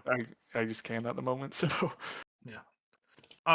Yeah, no, that sounds awesome. I mean, I definitely want to check that out. Eventually. Eventually. That's my favorite word of the day, man. Moon, you want to talk about Trails in the Sky? I saw you loaded that up. Yeah, I finally got around to it. I held off for some reason after what did I beat? I beat my last game. I can't even remember what it was. And then I kind of just went into this funk because Black Friday was around the corner and everyone was doing like early Black Friday deals. And I'm just like, Yeah. I'm the type of person who tries to save as much money as possible. So I'm just like, I don't want to buy anything because who knows if it goes on sale. Unfortunately, Trails didn't go on sale anywhere. So yeah, I bought Oh, it it on Black didn't? Friday. No, Dude, what? nowhere. I was waiting to buy it too, damn. The only The only way you could get it for cheaper is you buy it like pre-owned from GameStop, and even then you're only saving like $5. So I said, screw it, I'll just buy it for because that was like the one game I want to get to before the end of the year. Yeah, so I started. I'm like only 4 hours in. I just got through like the first like real mission after the tutorial. But And yeah, that's about it. I tried playing Keeper. I need to finish. I know it's like a 4-hour game. I got 2 hours in and I lost interest. So I need to go back and finish that, especially because my Game Pass is going to be expiring here on the next Monday. You So gotta I play need to Call of go. Duty before that. I know. What I kind of want to do is at least put a Don't couple play Call of hours Duty. into like another run of Expedition 33 just to experience that combat again one last time before I can't play it. Oh yeah, because you Um, played it through Game Pass, right? yeah, and I would have bought like a copy, but it hasn't gone enough down to where I'm like, yeah, let's just buy a copy just to have a copy. It's still like $40 most places. I'm just like, nah, I'll wait.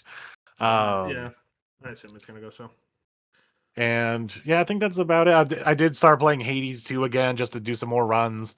I got invested into the axe now. Like I'm actually picking up another weapon, and Oh, yeah, dude, I tried so hard with the axe. But I did buy the new axe upgrade that makes it really fast, and I'm like, I should do a run with this, but I keep it's going so back to good the because sister you blades, do have to man. you do have to like recalculate your brain a bit because it's so much slower, but it clears most little enemies in one swing, especially once you get Gotcha. certain power ups. So yeah, once you rethink your brain a little bit, it actually is really good, especially because I'm so used to with the two that I use, which is the Silver Blade Sisters and the punching jet punches, um, to where I'm used because both those the Y is kind of useless. Like your little Mhm. special extra secondary attack is kind of useless on those two. You barely use it. No, on the axe you want to use that all the time because it's your quicker attack for just like a quick hit. So once you reprogram yourself to almost rethink how to play, the axe is actually really good, especially there's a certain hammer upgrades that make it one faster and two perform a little differently. So if you get those, you're kind of set. So yeah, I'm Yeah. really enjoying it. I don't Fusion's a freak and uses the skulls. I don't know what's wrong with those guys, dude. The skulls, Boppas, the torches. Oh I God. can kind of see the torch a little bit, but no. Yeah, I know. uh, but Yeah, shout out but to yeah, Hades too. Great game. I was just gonna say, so Um, yeah, that was pretty much all I did. I kind of just waffed around it. I kind of did nothing.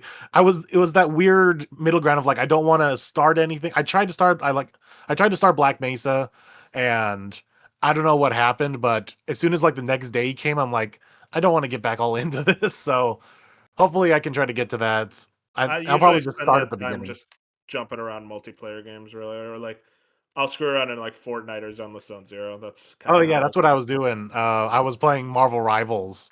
I was actually playing Uh, Marvel Rivals almost daily again. was Uh, Blade added recently? I Yeah. forget. Blade Okay, was added over the summer. okay. Yeah, I always get that Blade's cool. I like that character a Yeah, lot. I've yet to play him, but mainly because I don't play attack. I usually play either support or defense. Gotcha. Um, I mean, but yeah, it was okay. actually like I actually enjoyed myself. Like, granted, we've always had this problem, especially with like Overwatch and Marvel Rivals and all that. But you're either plowing through the enemy team the entire time, or you're getting plowed. Like there is no actual back and forth. Yeah, no, that's um, usually the case. The multiplayer games are very rough with that case. But man, it but feels good when you're plowing.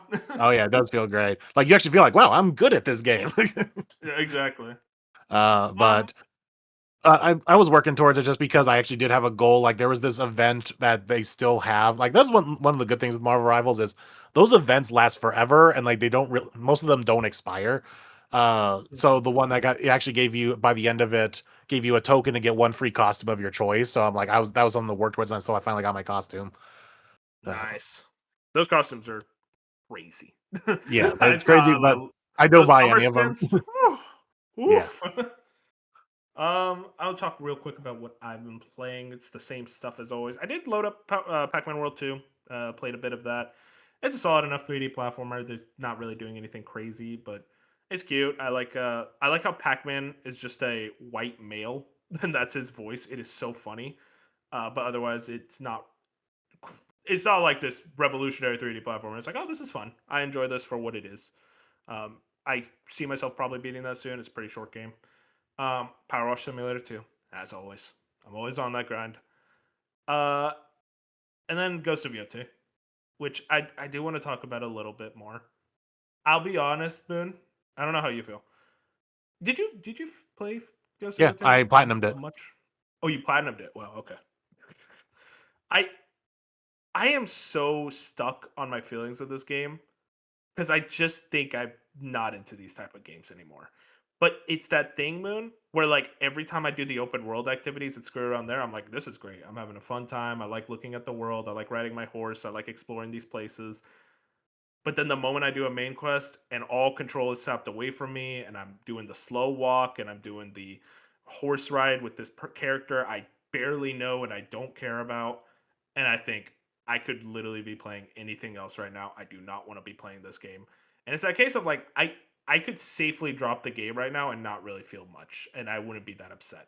I don't think it's a bad game. I don't think it's an amazing game. I think it's good. It's a good game. I just don't know if these are the type of games I want to be playing nowadays. But I respect it for what it is. It is a good game. Yeah. It's like I'm almost opposite of you, but different, if that makes any sense. Where Mm, I did enjoy the main missions for the most part, except for obviously the parts that you mentioned, like the walking with someone, talking with characters and whatnot. yeah. Because I found like the actual main mission, like gameplay, where we were, storming castles and whatnot, was all Yeah, really that's cool. cool. That's all that I looked forward to. Whereas the side stuff, I didn't get it really into. The only ones I did like were the bounties, Yeah, bounty because hunters. they had like their own like little stories to them, and that actually felt really cool. Like, wow, I am this like vigilante going after bounty hunter, going after people, and they all have like their own little story that you have to follow. But besides the bounties, I was not into any of the other side quests, which I'm really glad that you didn't have to do all of that to platinum it, because otherwise I probably wouldn't have platinumed it. You only had to do some of them. um and so, but that would became the problem with mine, because I did do a lot of side stuff. Like, I did try to knock out a lot of stuff, because what I did appreciate with Yote was a lot of the side stuff did give you actual perks that made you want to go after them. Like, those shrines gave you more abilities and whatnot. So I did want to try to find as many shrines, as many hot tubs, so I can increase my health. But the actual like side quest ones, where they're only series that are not bounties, they were just clothes and whatnot, which never really Yeah, felt it's just like, oh, this en- is lame. yeah, they were never enticing to go after. So it was like this mixed bag of like, I do want to do a lot of side stuff, but I also don't. So I was being really picky. So I did end up doing a lot of main mission stuff a lot of the time. And while I did enjoy the gameplay of all that, by the time I got to the end and I'm like, okay, well, let's see what it looks like to platinum this, it was just a slog. Like, I think I took 2 or 3 days of just on and off playing just to get through the stuff I had to do. So, and I think I'm also more positive on this game because I don't have that Tsushima background. But as I'm hearing from more people, this is just a slightly uptouched Tsushima. To Yeah, me, exactly. this makes me say, well, I played Yote and I did like it, but unlike something else where you do play a sequel or a follow up, it kind of makes you want to go back to the original. No, I have no desire now to go play Tsushima, because I'm like, if it's just more of the same, even less so Yeah. in some ways, like, I have no desire to play Tsushima now. But so I can understand why a lot of people are down on Yote, because it is just more Tsushima if you really liked Tsushima, but you were expecting more. Yeah, that's the thing though. Is like I really did like Tsushima, but also I feel like if I played Tsushima instead of Yote, nothing would have changed for me. Where I'm still, I just think I don't want to say outgrown these games, but these games just don't do anything for me anymore the same way they kind of used to. But even then, I'm like, I feel like I really like the side quest in Tsushima a lot more. At least I remember them. But it's that thing of like, does memory serve me right? Is Yote just better in every way, or is it a case of like, no, when I go back to Tsushima, there are things it does better? I don't know. It's hard to say, but at Yeah. least in this current junction, I would say I don't enjoy playing Yote as much, but I do think it is an objectively very, very well made game. Yeah, and I do agree. It is very well made, but I agree with you. Like, I think I've outgrown these kind of games, but in the sense of, I've now done this one game. I liked it. I liked what it offered. It gave me a nice open world to run around in. But I have no desire to do anything like that again for like another 2 3 years. Yeah, that's my hope. I hope they move on from the Ghost franchise and do something different. Maybe Infamous. We can get an Infamous If only. 4 or something, if only. But I think that's it. Fusion did have to dip, but thank you for joining me, man. I had a lot of fun. Yeah, Lot of, that's lot of Game Awards talk. I mean, more than I expected. What? Hey, I always like this time of year, and I mean, Fusion even says is like this is his favorite episode to do every year. it's like, no, it has to be the Soggies. That has to be the favorite episode. Bro, I think he's a hater. I don't know what's his problem. No, but this end of year stuff is always a good time overall, and There's always just so much to I'm, talk about. I'm hoping we see something big. I hope we see some cool reveals, and I think we will. I think we'll get something that even we're not expecting, really. Oh yeah, I'm expecting a lot of stuff Anyway, we don't know about. Granted, they're probably going to be a bunch of weird indies and double A's. yeah, we're like, oh, this is actually the highlight. Anyways, if you guys enjoyed, please follow us YouTube, Spotify, Apple Podcasts, wherever your favorite podcasts are found. We're going to be on there. And also like the podcast, review us on Apple, helps. And also follow us on Twitter and Blue Sky at A Slice of Gaming. Anyways, that's it. Thank you, everyone. Enjoy your holidays, your Christmas coming up. And yeah,